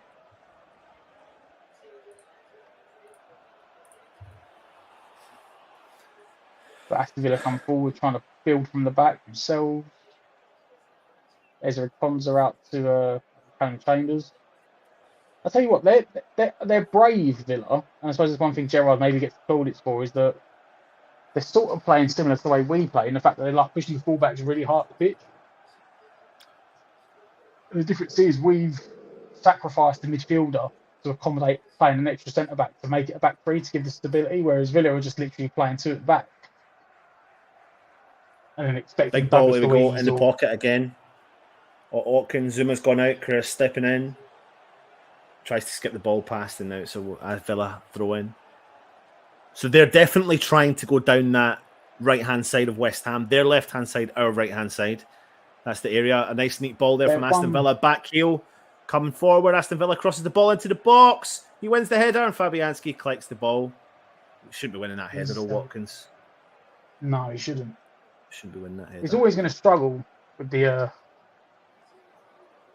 Emerson finds Declan Rice. Souček in the middle of the park. Souček plays it out wide to create Kaye. Takes a touch. He finds Ben Johnson, who's dropped deep to collect the ball out on the right-hand side. He goes long, up over the top, tries to find Bowen. Straight to Aston Villa, who head it down and collect the ball and start their build-up play. That situation there is why we need the Paqueta. Hopefully we get this deal done today or tomorrow. Probably done today and announced tomorrow. Because like that option there was just Rice has done well, played in space for Souček. Souček's first option is right, just play it onto the next centre back. He plays it out to Johnson. Johnson gets closed down. We play it long. You need to have a midfielder who's going to get on the ball and actually dictate some play. Yeah. And if you look at Villa, look, it's slow. All right, it might be slow and methodical, but it is basic. They are playing the basic pass and move. Triangles, pass and move. Johnson steps up there and nearly wins the ball, but Souček can't get his foot in and goes back to Villa. But they are at least building their play up. We seem to be very, again, counter-attacky, quick play, and it doesn't seem to be. Crazy finds the ball through to Rice in the middle of the park. Oh my God, Rice! Rice, what are you doing, mate? You smashed that ball at Kaye. I mean, I'm going to call him Carrera because it's freaking me out, changing his name. And he smashes the ball at him, and no wonder he couldn't control it. He said it haywire. Kira. You know what? He deserves to be absolutely slated for that, because if that was Souček, people would be going mad. Lackadaisical 30-yard pass to Kahir. Matt, can we just resolve this once and for all? Kira. We're going to go Kira. It's Kira. All right, we'll stick with that. Kira. As in the name. Yeah. Kira. Cool. We'll stick with that. Yeah. So Rice has smashed the ball at Kira, and he couldn't control it. He probably should have just left it and let it go out for a throw-in. He's actually tried to keep it on the pitch and giving away a free kick almost on the corner. Scamacca's cleared the ball out for a corner. You know what? Don't mind it. Deal with it. But you know what? Here's my concern. Fabianski's committed, went for the punch as if no one shouted. So that's my concern there is the Fabianski, thing. Clearly hasn't said anything. Yeah. No one said anything there. It's corner to Aston Villa. But you know what? Scamacca's done what I would do in that situation. You don't hear anything. You don't just leave it there. Yeah. West Ham been caught on a short corner. Cleared. But we're not second to the ball. That's what we need to be. That's what we need to find. Cash goes for a switch play over to Digne, who wins the header on Ben Johnson, and Kira clears. Chambers plays it forwards. Danny Ings wins the ball out in the left. Against Johnson again. Yeah. Coutinho through the middle, plays a nice ball through to Danny Ings, tries to cross it to the middle. Zuma clears, and clear again from Ben Johnson up top to Scamacca, who's getting himself involved. Oh my word, that's a haywire header from the Aston Villa defender. Although they've done well, and Sanchez has got the ball. Scamacca's now pressing forwards. Calm down. Like we're not retaining possession. We just everything's. Bowen's done well. Bowen's done well. Aston Villa have come out on top though. No, he's not. Villa now coming forward through the middle of the park in the centre circle.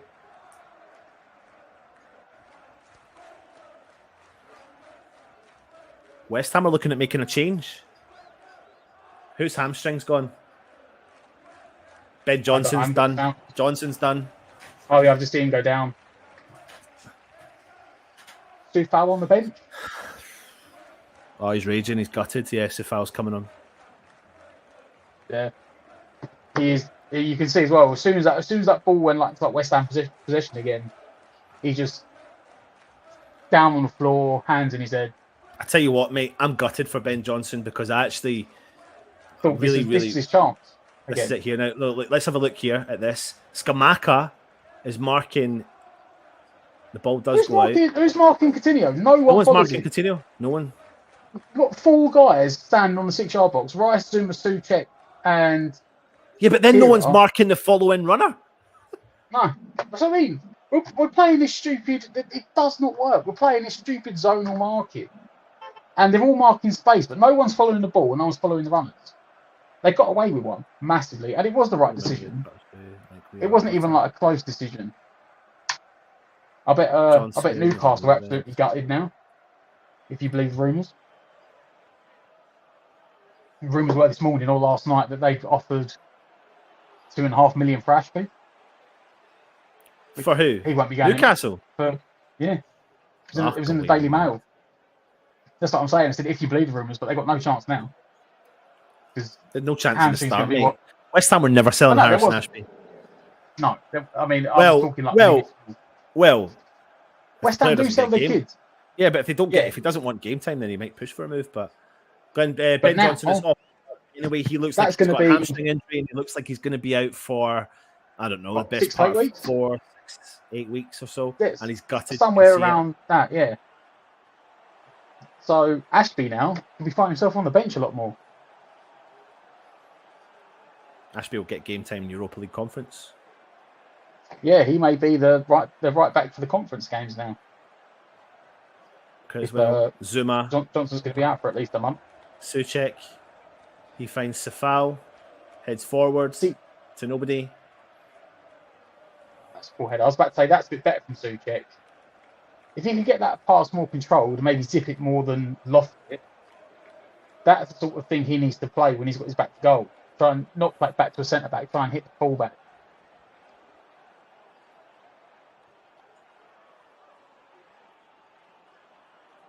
Luckily, there's 5 subs in the Premier League now. It's one enforced sub.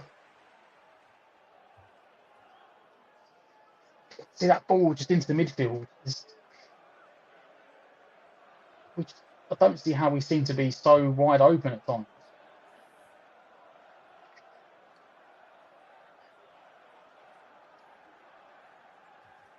Jacob Ramsey on the ball into Konza. Konza literally on the centre spot. Coutinho fires it back in.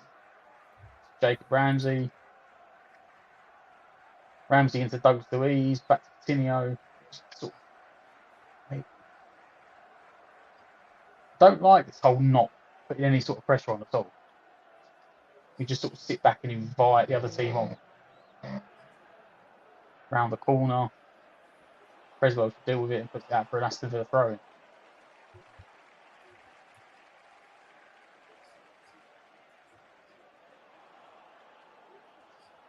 Aston Villa going to play it short, or are they going to try and wind it up and throw it into the box?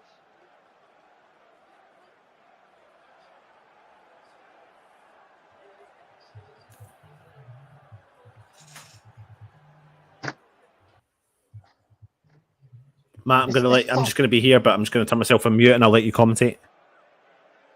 It's I don't know, it's a shoulder barge from Thornhounds. bit of a weak one. Cash was looking for it as well. They sort of went into each other.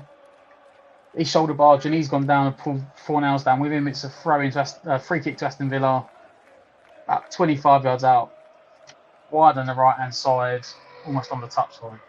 Great position for a free kick to be whipped in. Just headed out in the near post. Fornals controls it. I think that's back to Emerson, who launches it forward looking for Bowen. Doesn't get anywhere near him. Zuma heads it down. Rice brings it down. Again, Soufal just pumps it clear. West Ham just cannot keep a hold of this ball. And it goes all the way up to Matty Cash, who knocks it back to Martinez, and Villa build again. West Ham had a good 5-10 minutes, but the last 15 minutes has been all Aston Villa.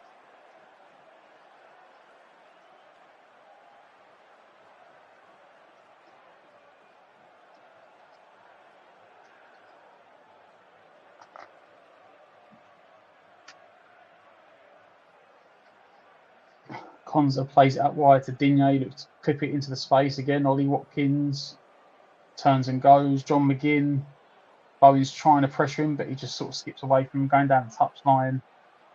Tracked by Souček, who wins the ball back really well there.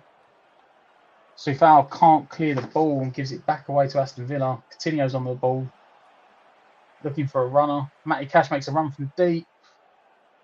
Very, very, very well tracked from Emerson, who wins the header to put it back to Fabianski's hands.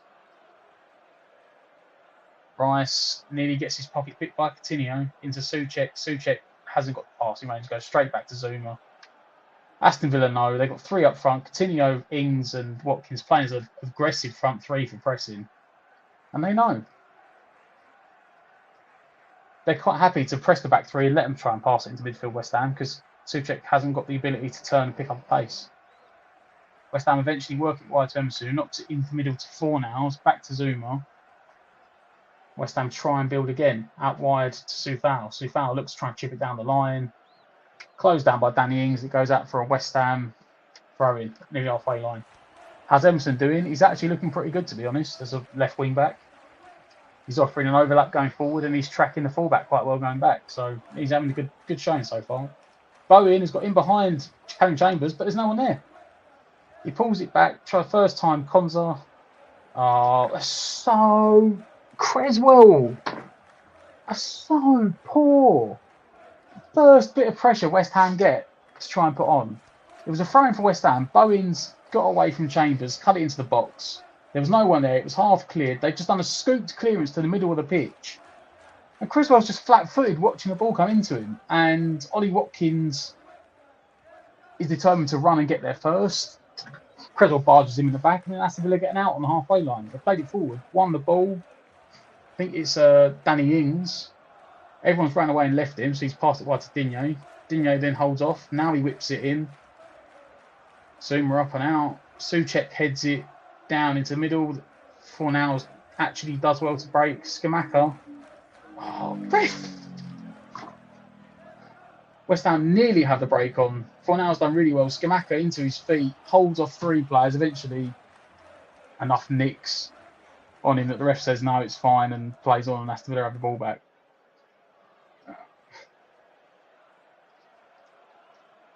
Very comfortable, very easy at the moment for Aston Villa. We don't press enough at all. Souček that was just awful. Coutinho just danced past him, and Souček just tried to pull him over. Ball whipped in again, fired out by Zuma. Bowen gets pulled down. Fornals tried to play it on, and the ref finally blows up for a West Ham free kick. You know, you can see Aston Villa's game plan is to try and overload us and then basically take the foul if we try and counter-attack. Except this is only the first time he's actually given the foul to stop the counter-attack.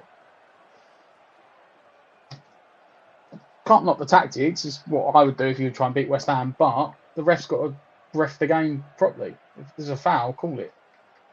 Emerson drifts inside the pitch to Rice on the halfway line. He goes back to Zuma. Zuma goes wide to Creswell, who's trucked in higher out.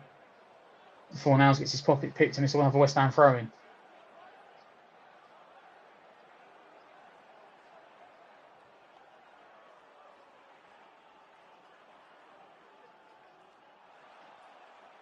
Creswell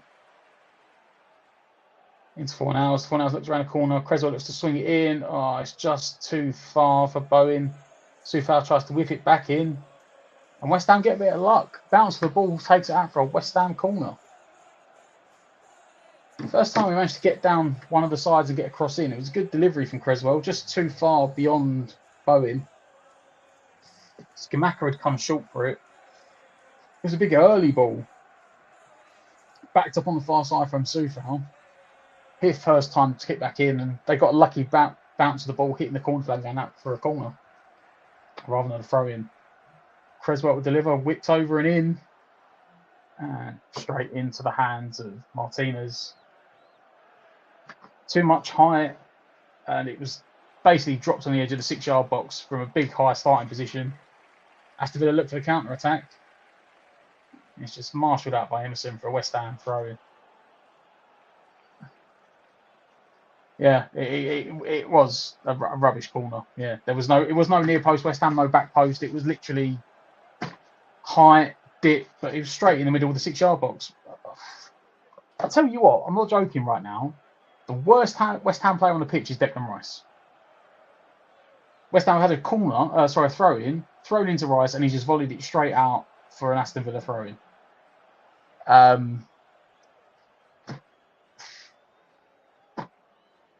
Aston Villa now on the halfway line.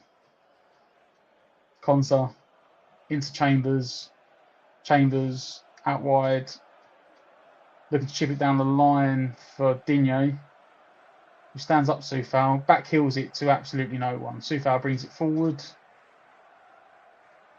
knocks it down the line for Souček. Souček tries to outrun Jacob Ramsey. Oh, sorry, it's Bowen, which makes more sense. Tried to outrun Jacob Ramsey. Ramsey just showed him down the line. Bowen surrenders possession, and Aston Villa looks to come forward again.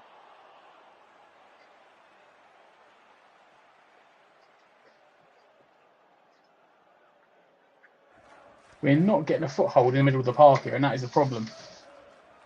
We seem to be getting down the wings, but again, it's flipped inside. Declan Rice gets his foot on it. Oh, it's gone out for a throw-in. Tinio failed to keep it.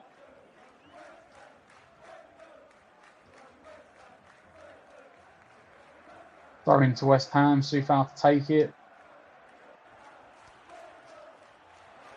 Into Rice. Rice again. Rice's layoff pass from the throw-in. He's cut Soufal short, and Coutinho picks it up, and Aston Villa have the ball again. Rice is just having an absolute. I don't know if he's still got a hangover from the summer. Kira in the corner with Watkins. Watkins pulls it back. It's back to Coutinho. 25, 30 yards out. He has a shot. Straight down the throat of Fabianski.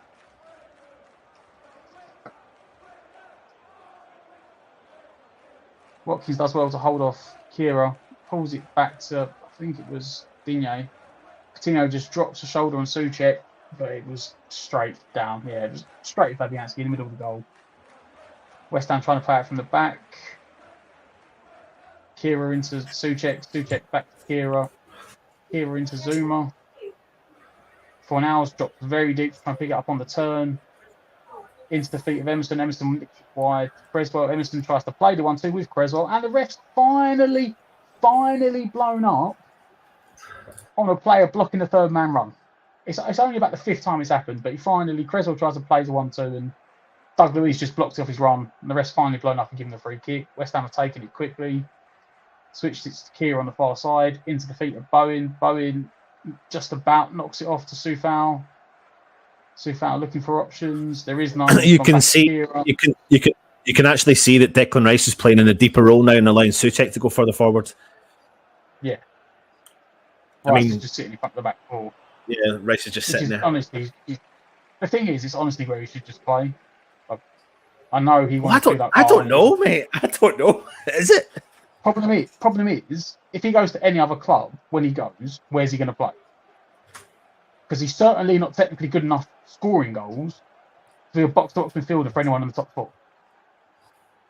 Anyone in the top 4 buys him, it will be to sit in front of the back 4 and be like that. Maybe the deep lie-in guy that breaks the middle of the back 2 to play passes down. He's not going to be a box-to-box. Yeah. Ball thrown in, Bowen miscontrols it, and then Ramsey just gets himself in between Bowen, and Bowen pulls it. And nothing again from West Ham. Giving it back to Villa, who take the free kick quickly. West Ham will got their backs turned. Out to Courtney Hawes, back into Ramsey. Ramsey looks to go forward, wide to Hawes, into Douglas Luiz. Back into Jacob Ramsey. Villa are just playing around on the edge of their own half, just inside their own half at the moment. West Ham have always. I just stand off, letting them do it. Then they feed a ball into Coutinho, back heel, looks for the return. Why did you not let it just go out for the goal kick? Why did you not use your strength and just see it out? Soufal doesn't. Instead, I think Soufal just panics and kicks it out for a Aston Villa throw-in. Unless the rest had already given the free kick. No, he hadn't. He gave the throw-in. Throw-in into feet. Ref. Like, Souček has done very, very well there. I don't know who that went into on the floor. The Aston Villa man's backed into someone, falling over. The ref's not buying the backing in. And instead basically decided to like cradle over the top of the ball on the floor, which is obstruction. You can't do it. The ref let it play on. Souček has actually managed to get the ball out from underneath him and go to clear it, and he's been fouled. And then Ings just begins to smash it out off the touchline because West Ham got the throw in. Soufal, they just know. Just pressure West Ham and we get the ball back. Soufal dives into trying to win the ball back, doesn't. Souček backs him up and does win it back. You notice that we don't, until they get into like the last third of our pitch, we don't pressure, right? Aston Villa, as soon as we get the ball, no matter where it is on the pitch, there's pressure on us. But they get the ball back again. They just know. Like Coutinho on the ball on halfway line from our West Ham throw-in. Douglas Luiz goes backwards to Courtney Hawes, who's gone all the way back to Martinez. But we don't pressure. I don't understand. Like, I don't understand how we cannot. Boys can't see the game that we see. We don't pressure. We let everyone have the time they want until they get about 30 yards out. Then we try and pressure. At which point you don't want to pressure because you're going to split the team up and then make space. The thing is, though, that with this kind of transitional thing that we're trying to go through, that Moyes is doing this kind of slow transition of bringing these new players in. And for me, you know, it's been a kind of game.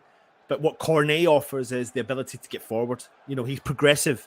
He thinks forward. He thinks forward thinking. Come off the bench in the second half. But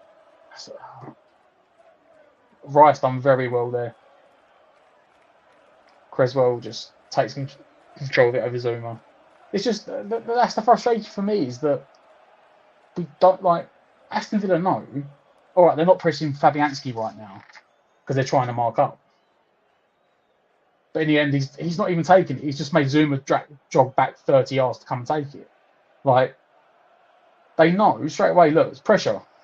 Straight away, there's pressure because we can't pass out. We haven't got the ability to pass out from the back. Scamacca, ref! Come on! The ball's clipped over the top. Scamacca's chested it, controlled it on his head, and the whole time Concer's pulling him backwards. He's got two hands on him, he's got a hand on his arm, literally throws him to the floor and then tries to claim that he hasn't fouled him. And this time the ref has actually blown up. Like, poor bloke.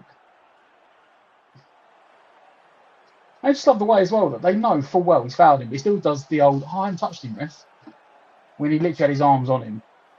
But we've taken the free kick short, and we're now back 30 yards in our own half.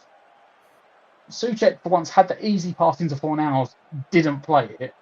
And he's done well, Souček, though. Creswell driving forward. That pass was risky. Very well played. Poor pass from Creswell. Konza pushes off Souček as a centre-back. Plays it forward, looking for Watkins, but Kehrer, again, we mentioned the pace. Outpaces Watkins. Kehrer outpaces Watkins. Soufal's running into trouble. Who was that? Played that ball forward? Was that Soufal? What is that? Soufal, what is that? Like, there's nothing wrong with having possession of the ball, West Ham. Like, there's not. I don't understand. Like, we've got a 3-man midfield and a 5 in defence. You can hold the ball. You haven't got to just launch it every time. It's frustrating to watch. I know we need to, we need to build building blocks and one game at a time and integrating players in, and it takes time and stuff. But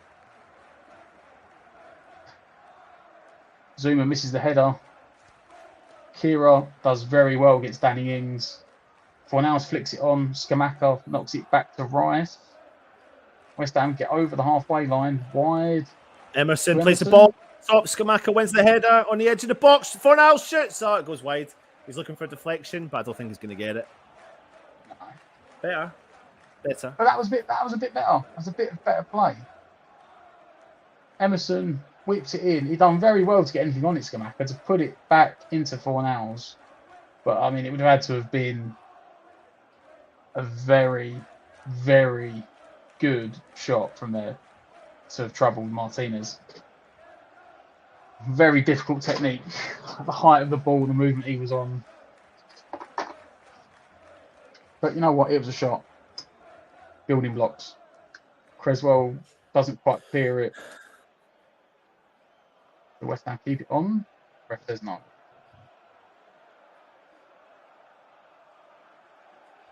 Aston Villa throwing just about on the halfway line. Come on, West Ham. Matty Cash into Louise. Matty Cash then around the corner.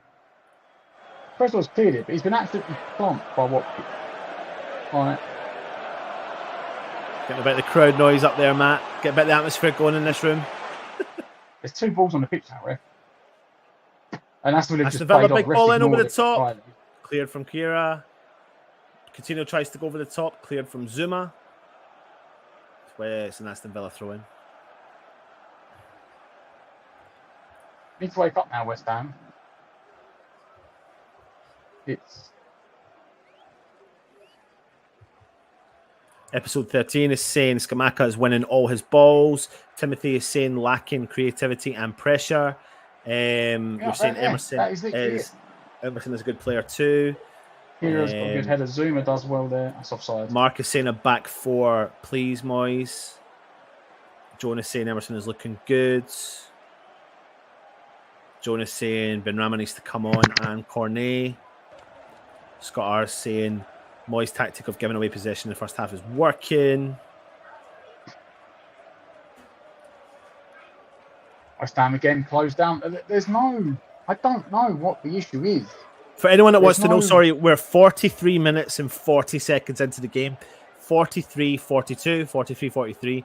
60% possession of the game so far is in Aston Villa's hands. Scamacca.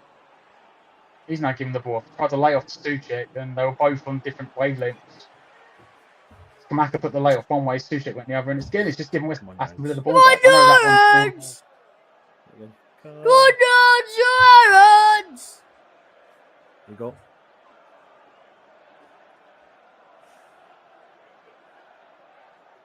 Rice nearly kicked the ball off of Jacob Ramsey there, but Coutinho brings it forward, and West Ham stand off him. Big ball in over the top. Oh, Kira's done well to clear it. On the edge of the box, shoots over the top. West Ham goal kick from John McGinn. Had clearance though from wide ball to play there.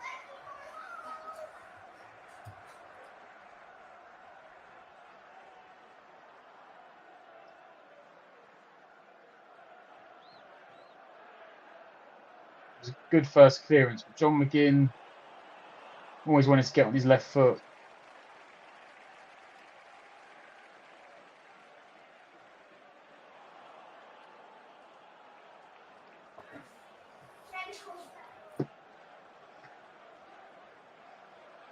We're just how many minutes are we getting now at the end of this? 1 minute. Zuma back to Fabianski after his poor first goal kick didn't reach Scamacca. Zuma clips out. Creswell, look straight away. Pressure. straight away. Oh, who was that though? Who was that played that ball? Emerson, just to no one. Emerson. Oh, Fornals has won it. Tries to play in Scamacca. Oh, it just wasn't powerful enough to get Scamacca. If that had just got through, it would have been Scamacca, and he would have beat that defender for pace and gone 1-on-1 with the keeper. That was unlucky. They dispossessed us, we dispossessed them, and then went on the attack. I didn't mind the ball from Emerson. And he didn't make the man, but sometimes that's the ball you need to play in that position. Flick it over around the corner. Wide, out to Douglas Luiz. Tries to play over the top, well defended by Fornals. Fornals plays it long, and the ref blows up half time. So there you go, half time at West Ham versus Aston Villa at Villa Park. Keep your comments coming in and let us know your honest, genuine thoughts. Matt, let's go and take a break, and we will be back, and we can discuss things for the second half when we do come back. But make sure you do subscribe to the channel. Make sure you hit the thumbs up, and please leave a comment. But yeah, West Ham, Aston Villa 0, West Ham 0. Lots of things to discuss, but we'll come back for the second half and talk about it. Take it easy, and we'll see you in 15 minutes.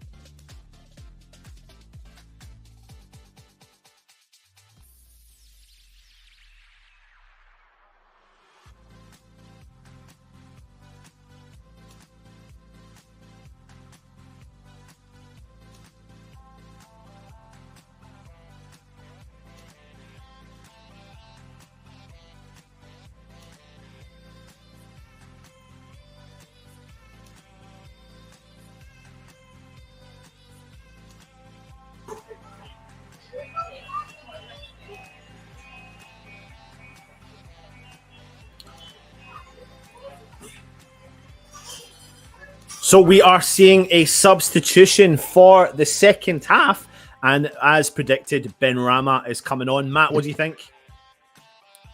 I'm just waiting to see who it's for. They needed to do something. It's got to be Fornals, I think, innit? Matt's left me. There you go. That's what happens. Just waiting to see who is gone off.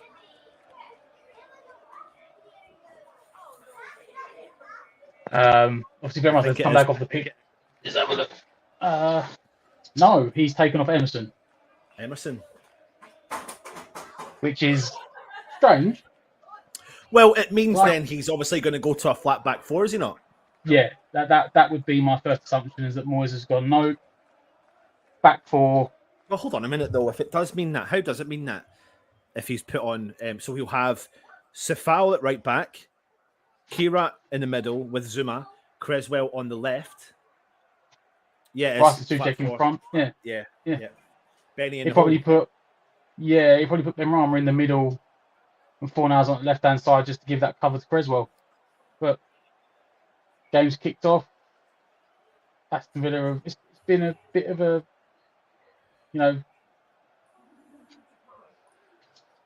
iffy start. Both teams trying to gain possession. Neither team's done it. Ball's going out near side for a West Ham throw.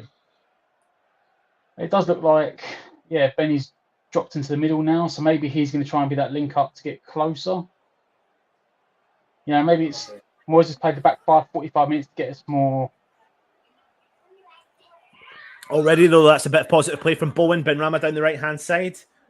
Sefal's made the overlapping run. He's got it. Puts it in low. Clear from Aston Villa. Straight to Declan Rice. West Ham on the progressive move straight away.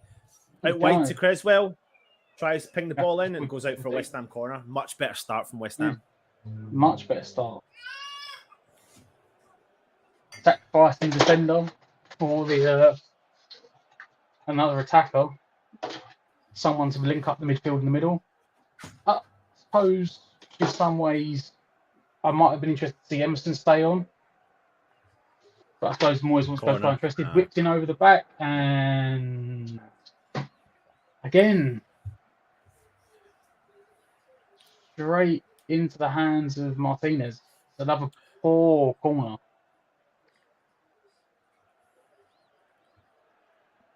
Considering the last 2 years we've go. For anyone that wants to know, we will be going live straight after the show. You don't need to do anything. You just need to stay there and you'll get pushed on to the video when we do go live. So straight after, don't need to move. You don't need to click on a link. You just stay in the chat and you'll get moved over to the review straight after the game. Papa Firth is saying, I totally agree. We can spend all season playing poorly in the first half. We need to dominate and press. Cut this counter-attack crap out. It doesn't work all the time. This one here is saying, what's happening to Scamacca's position? He wears a number 7 and plays on the wing. Thought he was meant to be a striker. He's only had one touch in the penalty area. Don't necessarily agree with that, to be honest. He's not a winger. But number 7 shirts historically are wingers, but no. Benny's lost the ball in the middle of the park.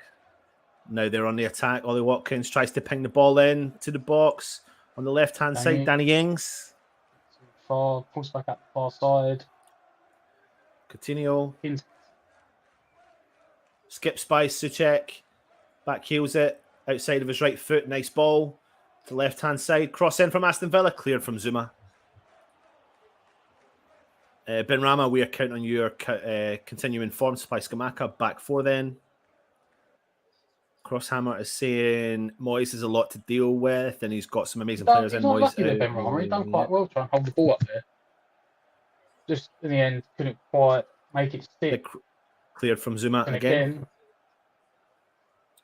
This is what I say. When I said about in the middle of the first half, when Creswell just stood still and then they got a free kick to get out again. You get this sort of sustained pressure. We could just never do it in the first half. We get one cross in, but we never get the second ball. Big cross in. Again, header over the top. That'll do.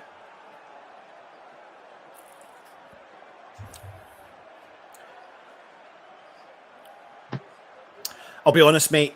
If things don't move progressively for West Ham, I would want to see Max Cornet on for Fornals. Yeah. And possibly Antonio.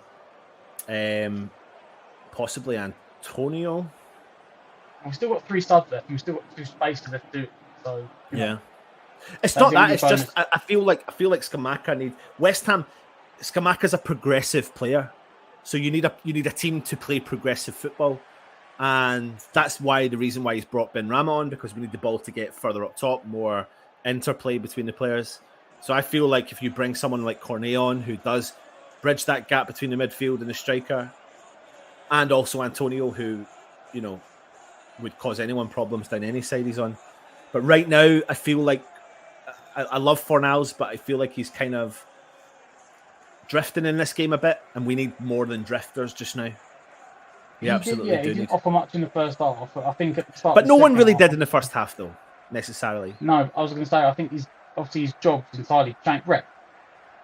Yeah. His job's entirely changed in the second half. His job now is going to be offering a lot more protection to Creswell. And Bowen didn't necessarily offer us anything. And who's that overlapping run? Ben Rama down the right-hand side. Ben Rama's on the ball. He holds up play, takes it forward, skips by one player. Oh, and finds it. Oh, Bowen! Oh, so unlucky. The ball got neatly played in, but Ben Rama's got it on the edge of the box, crosses it in. Diving header from Aston Villa. And Villa now are struggling in the back there. Big clearance from then. Declan Rice wins the header and plays it straight to Aston Villa, but it takes a deflection. Ben Rama wins it back. Ben Rama's on the ball. He plays it out wide right. Sefal down the right-hand side. Big wide cross into the back post. No one's there. West Ham win it first, though, on the edge of the box. Ben Rama again. He plays it out wide left to Creswell. Oh, good run there from Pablo. Pablo gets the ball on the left-hand side. He's a bit of space. Crosses it in low. Cleared from Aston Villa. And big clearance from Aston Villa goes out for West Ham. And that's going to be a free kick, I bet. Yeah, that's a free kick. Oh, it's a free kick. Much better from West Ham, though. Tiny bit of sustained pressure. Ben Rama playing in the hole, letting him drift do what he wants, is picking up the ball in good spaces, good overlap as well. Everyone else done well. But you're not going to win the ball too fast. There was no point in making that. It's just absolutely flattered Digne for no apparent reason. There was a ball that got put into the box, though, to no one. And that's obviously where you would want Scamacca to be. But I'm not going to make a judge. He can't judge that yet. So. He can't be in 2 places once. He can't go near post and far post. If he goes near post and sucks someone in, that's when, like, Fornals is playing left mid. That's when Fornals should be on that back post filling in. Which is where you could see, like, an Antonio or a Cornet would fill in if they were on that left-hand side. Again, it's maybe the detriment of playing someone out of position. Like I said with Antonio, he doesn't always do the right thing for centre forward because he's not naturally a centre forward. You say the same with Fornals. Fornals doesn't always naturally do what a winger should be doing because he's not a winger. He's a number 10. Big hoops clearance from Zuma.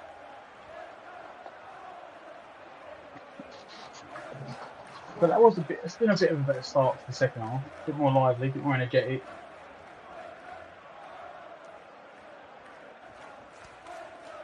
Pump long. Sefal with the header out. Rice has given the ball away again. Declan has just literally played the ball progressively forward. Just handed it again, the second time again. I don't think that's... Oh, that went out. That went out. Nick's just given away the ball twice there. He has not made like a single... I don't know. So if they, though, West Ham went... The counter-attack was on there and we couldn't get that ball through. I would love to see at the end of the game how many successful passes Rice has actually made. Because it's been... As you said, is he doing the night duties? Is he doing the night feeds at the moment? Like... Obviously, first time dad. But his passing has just been shot. Now West Ham on the counter. Sefal finds Declan Rice driving forwards. Rice has got plenty of time on the ball. Skips by one player. He's in the middle of the park. He's looking for an opening. He finds Kira. Is that Kira? I can't tell. West Ham! I just saw nothing then. don't know, my stream sort of froze. I end up seeing Aston Villa back on the ball again. Now, we've changed formation to start the second half, and Aston Villa haven't really accommodated to it. One thing I'd give Rice, sorry, just to give you a bit of context behind Rice, he's 86% pass completion so far, and he's lost possession 6 times, but he's not won a ground duel yet. No, so he's losing the ball and he's not winning it back.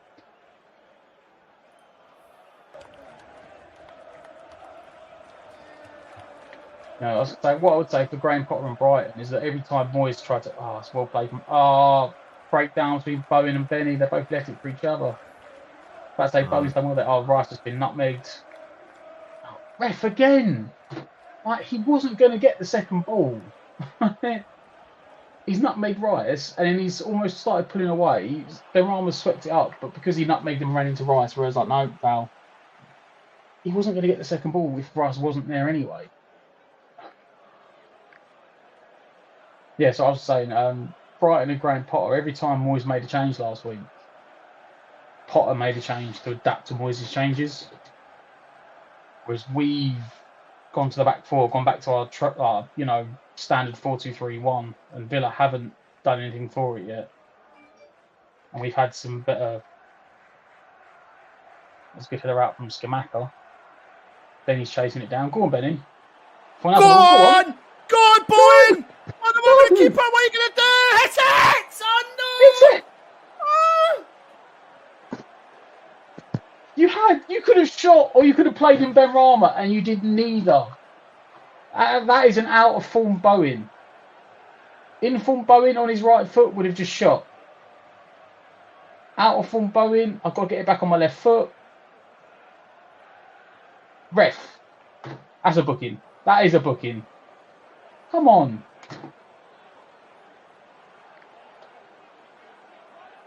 In form Bowen scores that. Out of form Bowen had to get it on his left foot. West Ham on the counter, gets the pocket picked by Fornals. Bowen's away. He could play in Benrahma, doesn't.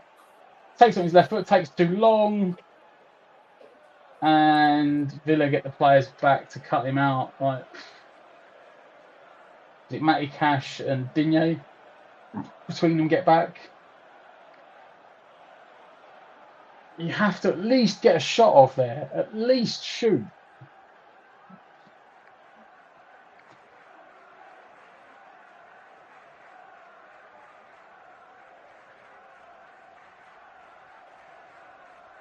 West Ham with a free kick.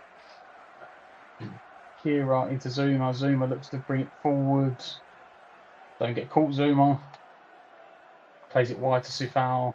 Scamacca. Sufal into Scamacca. Oh, good play from Scamacca. Tries a neat ball through, but he's cleared from Aston Villa defender. And they've cleared it out for a West Ham throw-in. Just try to slip in Benrahma there. He did well there, Scamacca. Ran in behind the fullback, held the ball up well, and then tried to feed in Benrahma. Did he get booked for that? Because that was a naughty tackle as well. He did get a yellow card. Matty Cash went through the back of Pablo Fornals and he has picked up a yellow card for that, yeah. Come on, West Ham.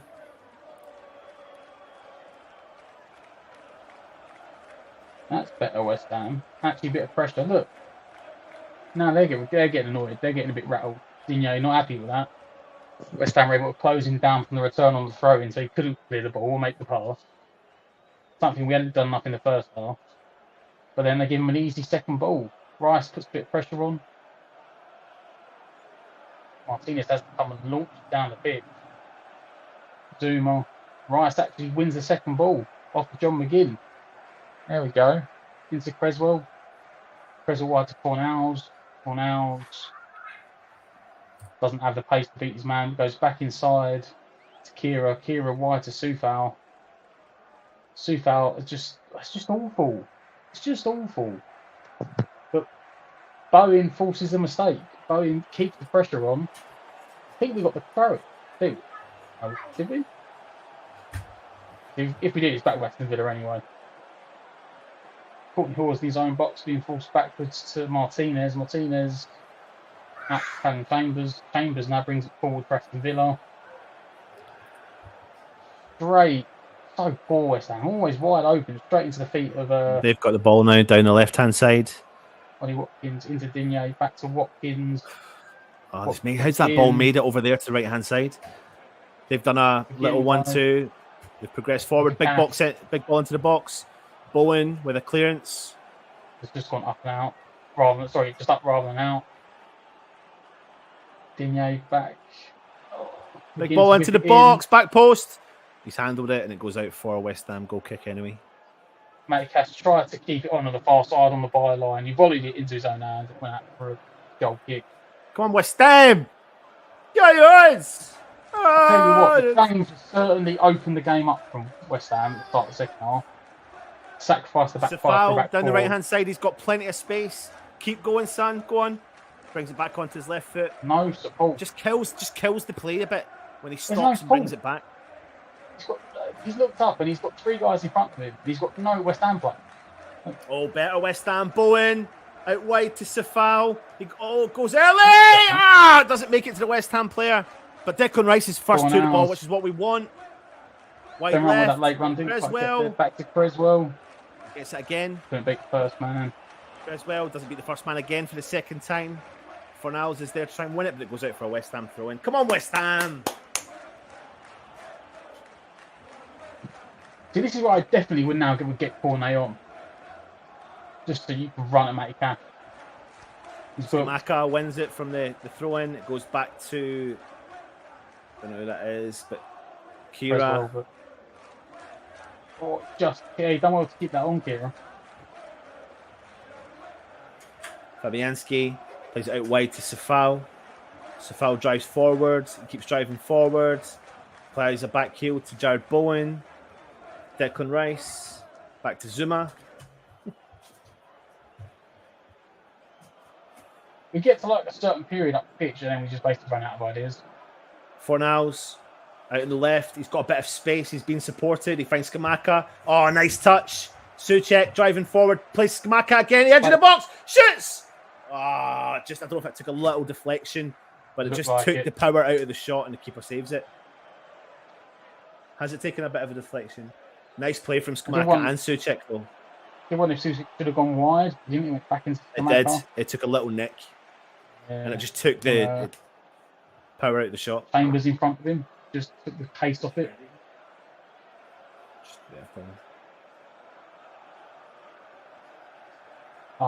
Creswell. Kira sweeps up for him. Fabianski back to Kira. Now the other commentator is calling him Kera. Right, nice play from West Ham.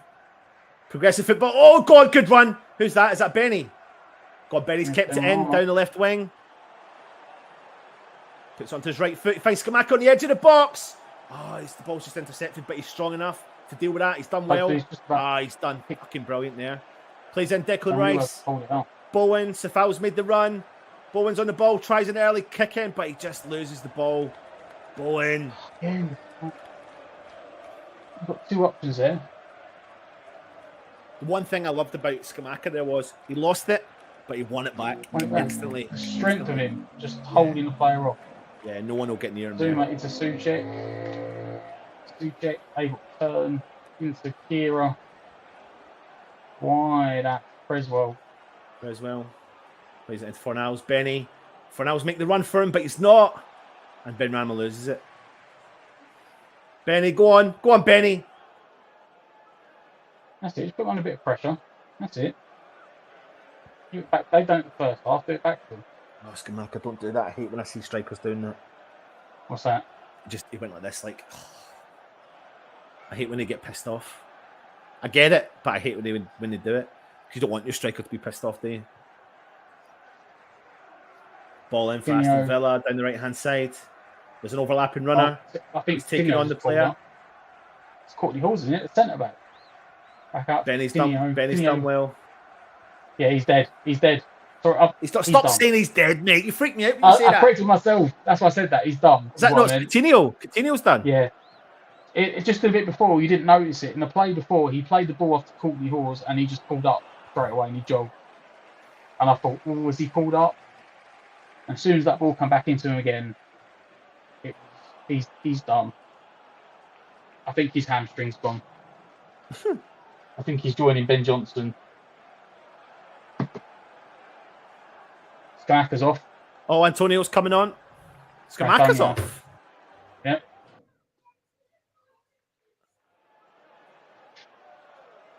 I don't understand that. I don't understand that, mate. I hope it works, but I don't understand it. They're trying to see, is it cramped for Coutinho? Let me show you here. I noticed it straight away.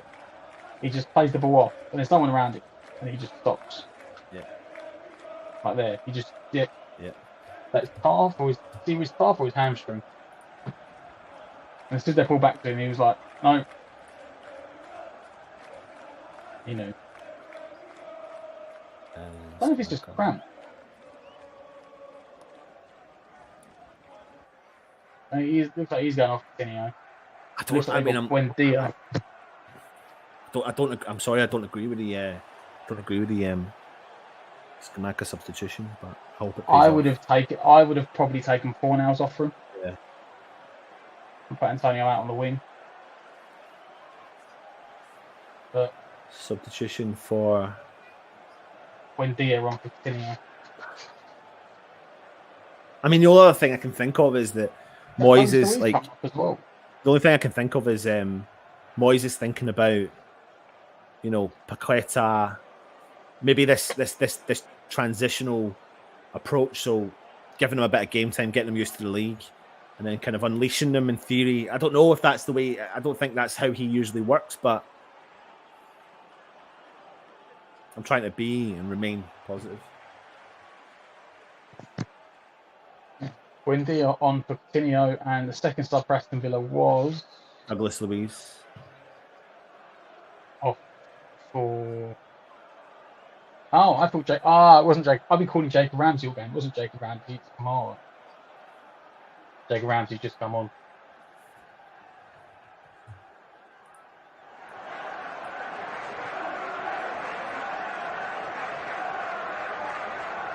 Now, the only thing for me is how much is this going to disrupt everything? Because we've seen recently, whenever we've made subs, it sort of disrupts it and we never get back into it. But I suppose I can see Moyes' logic in some ways. You know, Scamacca's battered them for 65 minutes. Now let Antonio I'll tell you what, Antonio's really well there. Benny. Come on, Benny. Just onto his right foot, crosses the ball into Bowen. A glancing header to nobody.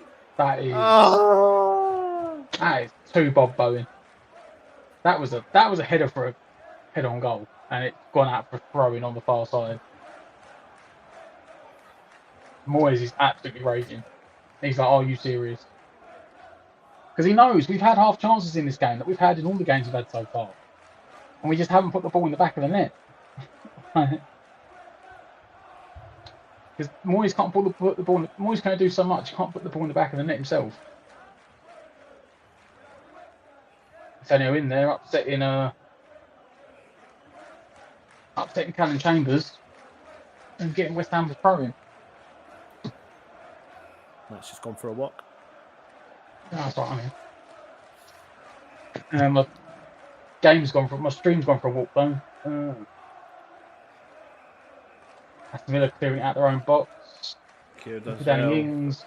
Foul. Kira with a header. Big ball over the top to no one. Big ball from Aston Villa to switch play to West Ham. Seems to be that just now. It's a game of losing possession in it, really, from both teams. Souček does well. Both teams have just made subs, so it's going to upset the balance of play a little bit. As you said, neither team seems to be able to actually keep possession right now.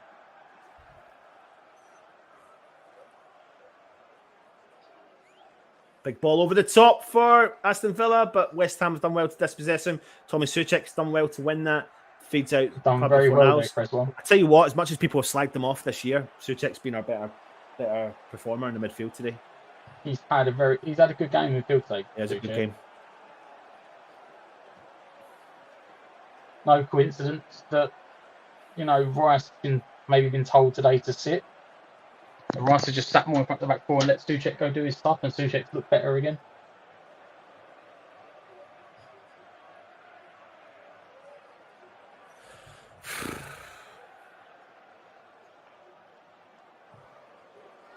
We're just coming up to 70 minutes for anyone that's asking. We're on 69 minutes just now. Game is Aston Villa 0, West Ham 0. Aston Villa now on the attack down the left-hand side. Plays the ball through the middle here on the attack. Aston Villa plays the ball to no one and goes out for a West Ham goal kick. It's a game like this, isn't it? It's just a game. Which is why when we get half chances and we don't take them, why is it raging? Right. Honestly, right now, when Cornet comes on, it wouldn't surprise me if Bowen goes off. Yeah. The problem you've got with Bowen is that he can step up at really random. So if he's not having a great game, he still offers you a really, really big threat. However, it's his all-round game that if he's giving the ball away or his decision-making's not been great, which it's not been today, but it's just about the threat that he does offer. West Ham, you just don't think there's this. It was a tiny, decent spell, but we just gave the ball away. Just doesn't click, does it? Like something's just off with the team. Like that final bit of understanding. It's like we're playing we're saying you need to bed in the new players. It's like we're playing 11 new players. Like Fornals plays a brilliant little flick around the corner, and we just realistically the only pass he probably could have made. The Souček just not ready at all and ran past the flicker. Antonio wins it. Creswell gives it straight away. Aston Villa going forward again. Creswell's now going to get caught out if they play the ball, which they haven't, luckily. Right. Villa now down the left-hand side. Jacob Ramsey brings it forward. Oh, they've just pocketed that. It was good ball forward for Danny Ings, but it's just gone ahead of him and Fabianski's cleared it up. But he's broke the defence. He's absolutely... Oh, brilliant. He's on onside. Sefal's played him onside. You know what? It would have been a VAR job. It was very tight. And Ramos played in. Sefal down the right-hand side. He's got plenty of space. Bowen's there with him. Cuts it back. Declan Rice plays a progressive pass. Ben Rama's got a bit of space. Ben Rama's going to shoot! And it just goes over the box. The bar. You know what? He had a shot. You know what? I can't blame him. He found a bit of space. Bryce picked him out. Everyone backed off. He had a pop shot.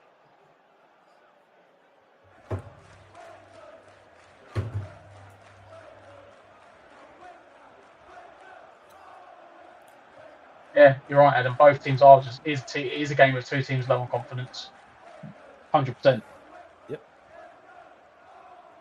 And Problem is like you said, if someone can snatch it, then it could turn the game. It could turn their season. Yeah. Yeah. But like I said, we've had that that Bowen free header when he's managed to put it out for a throw in, and then Bowen going 1-on-1, and Bowen, like I said, lacking confidence. Bowen in confidence, but back in the last season, right-footed with a shot first time, probably scored. Bowen at the start of this season, no confidence, wanted to get back on his left foot, and by the time he'd done it, he got closed down. West Ham have got... We can't be there, can it, Bryce? It can't be there. West Ham have got a free kick for an offside. Can't be taken inside Villa's bizarre. I don't know who... Was that... Leon Bailey. Leon Bailey on the bench, getting camera time. Very good play for West Ham, but play it forward, not backwards. Switch play. Sefal's got space down the right-hand side. Declan Rice has made the run with him. He cuts inside. Sefal's got the ball. He finds Declan Rice now out on the right-hand side. He cuts inside to his left again. Plays a backwards pass. Souček. Backwards pass to Zuma. Zuma switches play. Nice pass. Creswell out on the left-hand side. Good run from Antonio down the left-hand side. Antonio goes early with his left kick. It's clear from Aston Villa. He should have tried to run. He gets it down. He drives forward. He's done well. Declan Rice. He's coming forward again for West Ham. Oh, it's a nice ball. Fornals shoots. Takes a deflection. Yes! That will do, West Ham. That will bloody do. Fornals from nothing. Declan Rice plays a progressive ball forward. Fornals shoots from distance. It takes a deflection up over the keeper in 1-0 West Ham. We are off and absolutely running. Take that. We're just saying about a goal, and that is a goal out of nothing. We said a minute ago with Ben Rama got in that space, didn't we? And I said he had a shot, and you know what? What's the old saying? You don't buy a ticket, you don't win a raffle. you said progressive pass from Declan Rice into Fornals, cutting off the left-hand side. He has a pop shot from 25 yards. Defender turns his back on the ball. Who is it? Is it Courtney Halls? Rice picks out, it's Courtney Halls, turns his back on the ball, hits the back of his calf, and gives that horrible dip that goes up and over the top of the keeper. It was on target. It was going in the corner, but would he have saved it? Maybe. And the deflection gives him, you know what? I like Martinez, he's a decent keeper. That deflection gave him absolutely no chance. That wicked, everyone knows what I'm talking about on the chat, that wicked up and down deflection where it just gives it that incredible dip. And you know what? I was a bit worried. I saw a stat earlier. We're the only team in the top 5 divisions to not score this season. So it's a monkey off our back. The first goal's in. Can we build on it? We were literally just saying both teams low on confidence and one goal could change everything. Can we now go and build on that?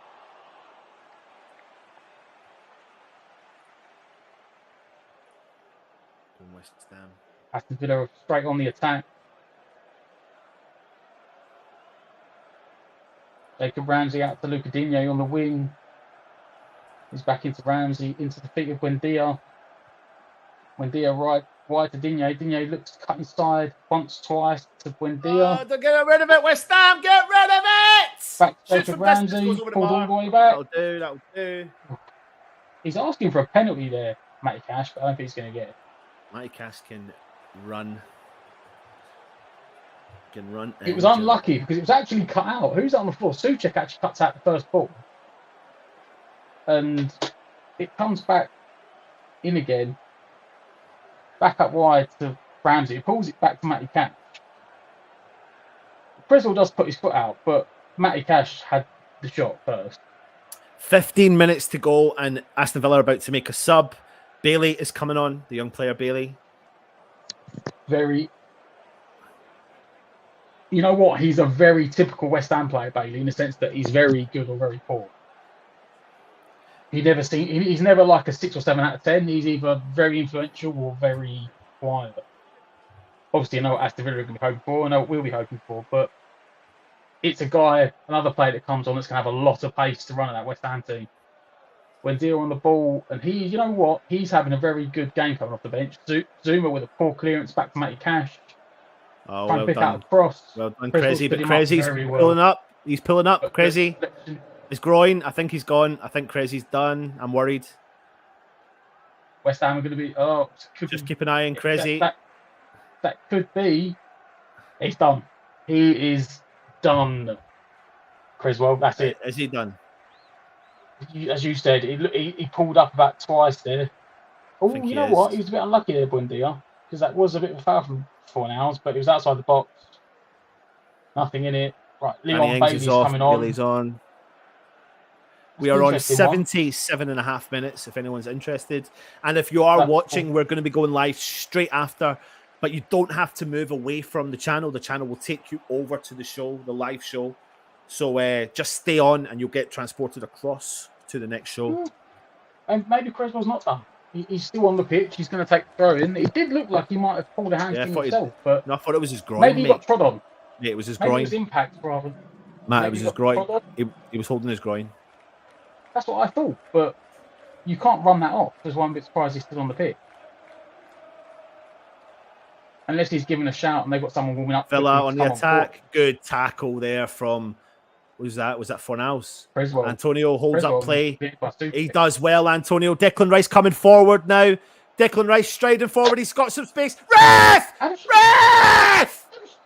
That is a booking. Give a yellow card for that. I mean, if that was last man, he'd have been off. But he's done that because, tell you what, he had to do that because all the Aston Villa defenders, mate, Aston Villa were pulling all of their defence, were running away from Declan Rice. If he hadn't pulled him down, he would have been running straight on goal. Yeah, through and goal. I tell you what, though. But I think I don't know if we need to watch, mate. We need to watch because I don't know if Declan Rice is pulled up here. Nah, he's all right. I'll tell you what, though. As a neutral, I don't mind seeing that. As a West Ham fan, I don't think we do that enough. Right, here we go, mate. Benny and Crazy. Well, if Creswell's taking a free kick, he's obviously fine. Whatever it was. It must have been an impact injury more than anything else, where someone was stamped on him or kicked him or... But Kamara's in the book, the whole midfielder, had to take one for the team.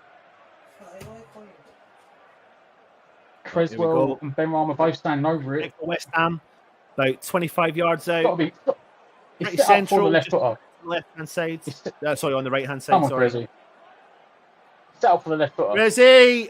It's well done from the wall. Straight into the wall. Then you've got look Kira gets ball. it. Oh, good. Go on. Benny. Okay, Benny. 4-0, sorry. Oh, nice. Cross into the box. They can't clear. Aston Villa are struggling. Bowen unlucky. Ollie Watkins now on the counter. Manages to ride the tackle. Oh, Declan Rice, good. That's the better, Declan, mate. That's better. He seems to have been fired up in the second half.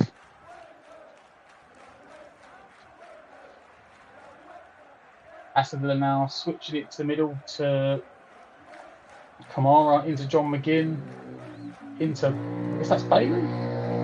Yeah. Gets his pocket picked by Bowen. Go on, West Ham. Benrahma bring West Ham forward. Antonio drifts wide. Squaring up Konza. Antonio plays it into Benny. Benny, shoot! Oh, he's gone wide. He's gone too far wide. Get it in.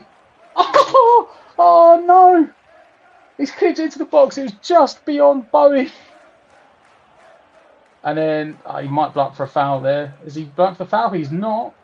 But was the late tackle by a West Ham player. West Ham really trying to put the gas on now.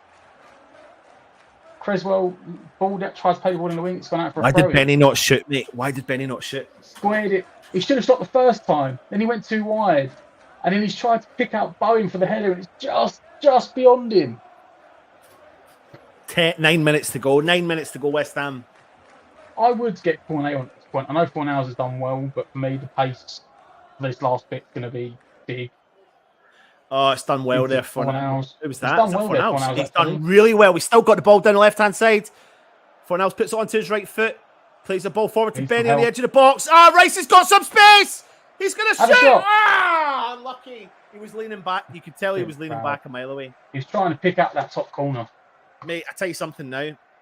Pablo Fornals, I feel like he's having a very good game, to be fair. I feel like I subtly was saying that he should have been replaced. However, he's been one of our better players today. Yeah, I hold my hands up. I said Antonio should have come on for him, but no. It's that's James Digne gets his pocket picked by Antonio there. Aston Villa come out from the back again. You know what? Maybe even bring Cornet on for Bowen, just to give some fresh legs. 4 has earned his place at the moment. Goal aside. Wolves are now 2-0 up against Newcastle. Aston Villa big breaking ball forward. Owen, good head from Souček. Go on, Bowen. Fornals now at the right-hand side. Nice play. Declan Rice. Big ball over the top. Antonio chests it. Do something. I think he's offside. Sorry, I shouldn't be shouting. I don't even know why I'm shouting. I'm just like, it's not. It's obviously not interesting. Yeah. It's very poor from Antonio there. I'm pretty sure he's offside. He was. He should have looked along the line. West Ham are still getting some half chances. They're going to need. Villa get it on the halfway line on the left-hand side with Digne. Plays it into Watkins, lays it off to Buendia. Buendia plays it into Watkins again. Watkins wide to Digne, back into Watkins, 25 yards out. He cuts inside, dribbles across the pitch, wide to Bailey on the far side. Bailey up against Fornals, onto his left foot, looks to cross it to the back post. Heading back across goal. Cut out by Rice on the edge of the 6-yard box. Villa are building at the moment. That's Jacob Ramsey. Outright clear at West Ham. Oh, it's a free kick. Creswell chests it down. Souček away, but the ref has given the foul, rightly so, for the push on the back of Kira. West Ham are standing well at the moment. It was a big whipped-in ball from Digne, and Kira's there, and Watkins is all over him. Creswell chests it down. Souček, full Souček period, but the ref had already blown up the foul. Oh, that goal's been disallowed because Wolves apparently 1-0 again. So I don't know what happened, but the stream's got the score in the background and it's changed back to 1-0. So Fabianski with a long raking kick straight out for a throw. about 15 yards off. Villa have taken it 20 yards further forward than it was, right on the halfway line. They look to build forward. Watkins into Buendia. Buendia gets picked off by Kira. Rice then sends it wide to Sufal. Sufal takes a touch, chips it down the line for Rice, who keeps it on. Rice, brilliant ball into Antonio. Go on! It was, yeah. Go on, Bowen! Benny back to Do Antonio. something with it, mate! Oh, what are you doing, Bowen? He's tried to pick out Fornals at the far post. Souček heads it back to Bowen. Bowen, ref might give a foul. He hasn't. Keep the pressure on West Ham. Poor clearance from Chambers. Go on, Fornals. Brilliant touch. Oh, Fornals West has Ham done keeping amazing. the pressure on him. He's turned him as well. Unlucky. Has it gone out? Has he kept it in? He's kept it in. Kept it in. Kamara up and out. Creswell back to Fornals, who got himself back on side. Fornals whips it in, but absolutely no one. And it goes out on the far side for a throw-in. Something's going on here. I don't know what, but Two balls on the Kira's not park. happy about something. Watkins isn't happy about something. I don't know if a West Ham fan or someone's just thrown the ball back on the halfway line. Aston Villa now build out from the back. Courtney Hawes into John McGinn. John McGinn comes forward. Wide to Matt Cash. Matt Cash into Bailey. Bailey spins away from Souček brilliantly. Splits it wide. Done well there. We've done well there. Zuma heads it. Big ball up the top. Up and out. Antonio wins on his clears chest. it He's got properly. two men on him. I tell you what, Antonio. mate. Oh, ref! He just wiped the ball away from him and just totally took his feet away. How can you not give that a foul? How can you not give that a foul? Rice I tries tell to you play what, it. he's done It's literally, really well. guys, he's literally in front of the referee. Antonio's got three players on him, wins the ball somehow, goes to play the pass, and the guy just kicks the back of his foot. Bowen, that is I would take Bowen off at this point. He's the only one that hasn't really on the improved right-hand as the side game's for gone on. Aston Villa now. Matt Cash driving forward. He finds a Sneaks bit of under the space touch out of there on the edge Creswell. of the box. Big ball in over the Tommy's top. closing Does well down. from Sufal. Good head from Sufal. Oh, Aston Benny's Villa now not tall again enough. coming forward on the edge of the Corner. box. Left foot Can't get- shoots. Goes wide. That'll do. High and wide.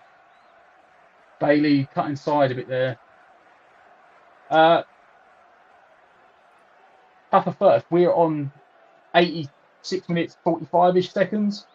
So 3 minutes and a bit plus stoppage time. So you're probably still looking at about maybe another 7 minutes. About that. 87 now. So 3 minutes and maybe 3-4 minutes at a time. Maybe. So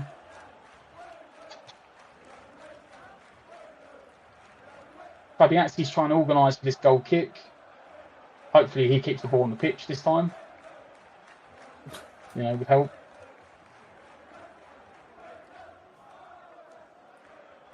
West Ham have got 2 subs left. Will we see one? Or is Moore just going to try and hang it out? Antonio wins the header, wins the second header. Bowen closes down Digne, who's all the way back to Martinez. Plays it out, pause. Aston Villa to come forward again. Into McGinn. McGinn, that's brilliant and rubbish at the same time. Rice does brilliantly well there. Close down Buendia. Creswell straight out of play for a throw-in. McGinn played a brilliant spinning ball on the spot in, but like a 180 pass. But then Rice swept up on Buendia, who's the receiving for the ball. Aston Villa got it on the halfway line. Callum Chambers brings it forward. Literally 3 minutes to go. Wide again to left-hand side for Digne. Back to Jacob Ramsey. Into Buendia. Plays a 1-2 back to Jacob Ramsey. He's going to shoot. Straight to Fabianski. He's one guy I would not let shoot from there. He's got a very good shot on him. Risky play from West Ham there. He plays a brilliant 1-2 with Buendia. No one picks him up. Souček can't get near him. Everyone backs off him. Invites the shot. Oh, ref. Is that an elbow on Antonio? Antonio's gone down. Ref, He's holding his back. Ref. He's just absolutely abused him.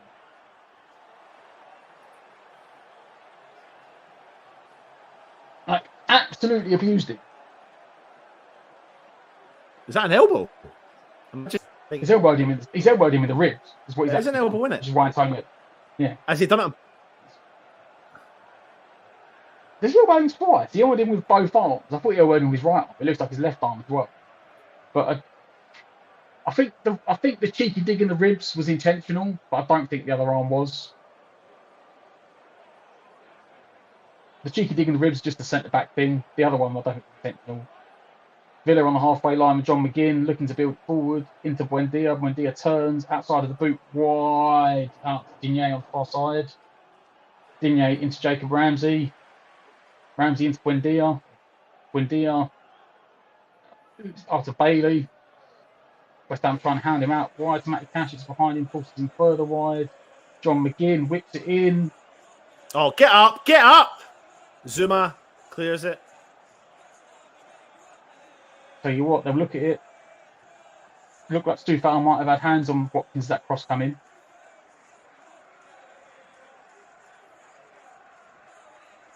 Cross comes in. So fouls in the back of Watkins. I mean, to me, that would be shit. Nah, not for me. He gets caught on the back of the head because as he dives down, as he goes, it doesn't dive. He got pulled by Stufal. 6-1 off doesn't the other. And as he goes down, Stufal goes to run away and he clips the back of his head with his chin. 3 minutes of added time, which we are 30 seconds into. Newcastle have equalised against Wolves. Played it wide. It's good. Buendia looking to turn and get inside. He's still going. Whips the ball over the top. Zuma with a big head up and out. Zuma again. Big old up and under. Looking for Fornals. Fornals does get there. Go on, Fornals. Go on. Into Antonio. That's a poor pass. Benny was wide open there. Wide open. I don't know who 35 is. He's come off the bench. Give and go with Digne. That's Archer, who's a centre forward on for John McGinn. Stufal covers. They've taken midfielder off another centre forward, Cameron Archer. We've got 90 seconds left. Yeah, no, rubbing in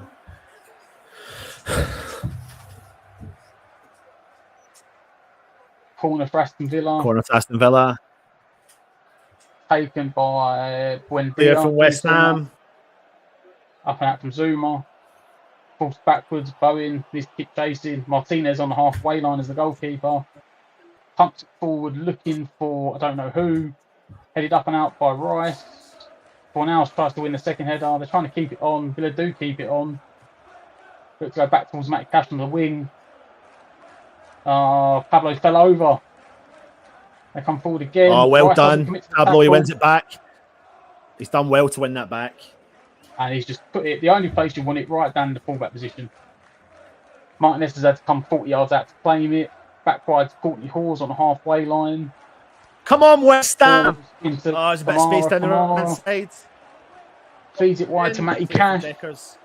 Matty Cash, Declan Rice up and out. It's going to be another corner. No, he's not. Kept it in. Aston Villa play on. on. Yes, kept it in. Yeah. Kamara. Back to Courtney Hawes. Courtney Hawes again. Wide to Kamara's on that right hand side. Doesn't want to be there. Into Buendia. Buendia's able to turn. Well done, Declan. Go on, West Ham! Go on, Bowen! Go, go, go, go, go, go, go, go, go, go! Run! Oh, my just keep running. My stream's gone! No. He picked his pocket. Villa come forward again. There's about 10 seconds left on the clock. Archer on the ball. Wide to Buendia. Buendia about 35 yards out. Cuts inside. Wide to Watkins. Back to Buendia. Plays it wide to Bailey. Bailey on the wing. Bailey whips it in. Antonio controls it. Hoof it, Antonio. That's got to be it. That's got to be it, Ref. You're 20 seconds over. Come to Martinez, 40 yards out. Why are you playing on? Kamara on the ball, running wide. Yes! There we go. Matt, I'm going live on the other one, so just have a quick chin wag. If you are watching, do not leave the stream because we're going live on the other one, and you will get put on to that stream for us. So stay where you are, and you will get put on there just now. What do you think, Matt? Don't care. It was 3 points. Right now, we are from the season. We had to the season. 3 points was just what we needed. Pulls us out of the bottom three, puts us level on points with Villa. Could say we edged it on chances. I think maybe on chances we did do better, but mate, it's 3 points. That's what matters. It's all about the 3 points. And that is what we care about right now. Absolutely, Eric. Season starts here. They're into 8 minutes of added time at Wolves. Just come on. Wolves 1, Newcastle 1. Right, Matt, let's go live, Matt. I'll let you click end broadcast, okay? You okay doing that? Yeah, Don't do it yet, Matt. Just tell me, are you okay doing it, yeah? Right, I'll see you on the other side. Stay there and we'll get transferred across, okay? See you in a minute. Right. It has just finished. Aston Villa 0, West Ham 1. West Ham season is up and running through a very fortunate, lucky goal from Pablo Fornals. Shot 25 yards, wicked deflection off the centre-back, up and over the top of Martinez. And after that, you know what? West Ham were defensively solid. Rice had a better game. As the game went on, everyone seemed to start gelling better. Maybe this was the confidence boost we needed. Maybe just getting that goal, getting that monkey off our back for not scoring. It's everything we needed was done today. Clean sheet and a goal. And 3 points.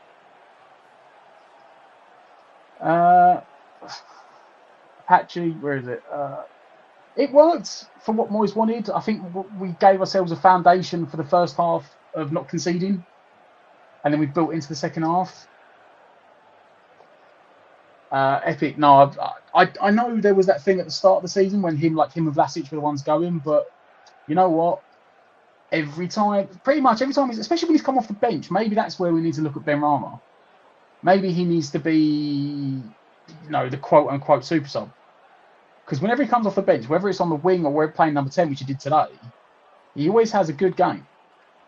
And he did make a difference. He come off the bench at half-time, and we changed from the back 5 to a back 4 to give the extra man in the midfield.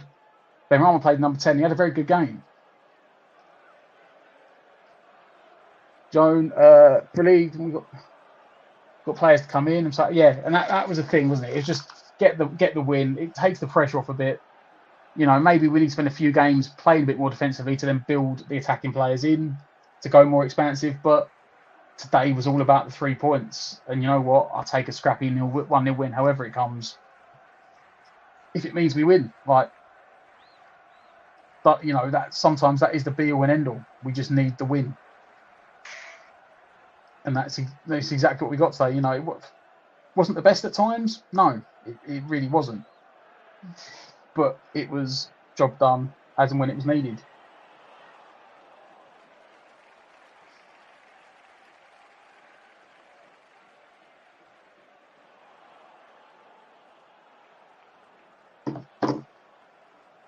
Moyes not once said he doesn't want Benny. It's Benny's poor work rate and distribution. I don't think the work rate anymore. I think he developed that a lot last season. He really did work on it. I think sometimes you're right. It might be his distribution or his inability to keep hold of the ball. But there's no denying that in our 6 games so far this season, that he's 100% made the difference in the games he's played. If you believe the rumours, obviously. Fabrizio Romano said this afternoon that Paqueta has had his medical. They're just waiting for the results, and then people checking over the contract, and it'll be signed, and he should be announced tomorrow. There's also, if you believe the rumours, Januzaj might be coming in, which isn't a bad one. So he could boost up numbers as well, gives another option. Benny's playing well, won't start. Well, you know what? He might not, but he actually, I think if we remember back to last time we played Tottenham, he did actually score a very good volley. So there is the option there. How come Fab's full distribution doesn't lead to him being dropped though? I'm Epic, I'm with you on that, 100%. I've been saying it. That is the one thing that lets Fab down. It doesn't have the distribution that Areola does.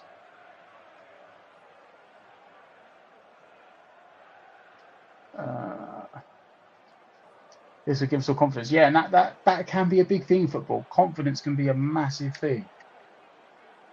But you know what? Game finished. We got the 1-0 win. The boys shut it out as well. So not only did we score, we got 3 points and we kept a clean sheet, which is really, really what we needed. Right. As Ant said, we can go straight into the preview. Don't have to go anywhere. This will end and the review will just start straight away. I don't know. Apparently it's YouTube magic. So remember to like, share, and subscribe. And if you do want to still stay and have a chat while we do the review, stay right here. We're going to end it, and it's going to start magically. I don't know, YouTube science. This is the West Ham Network. As always, come on, you Irons.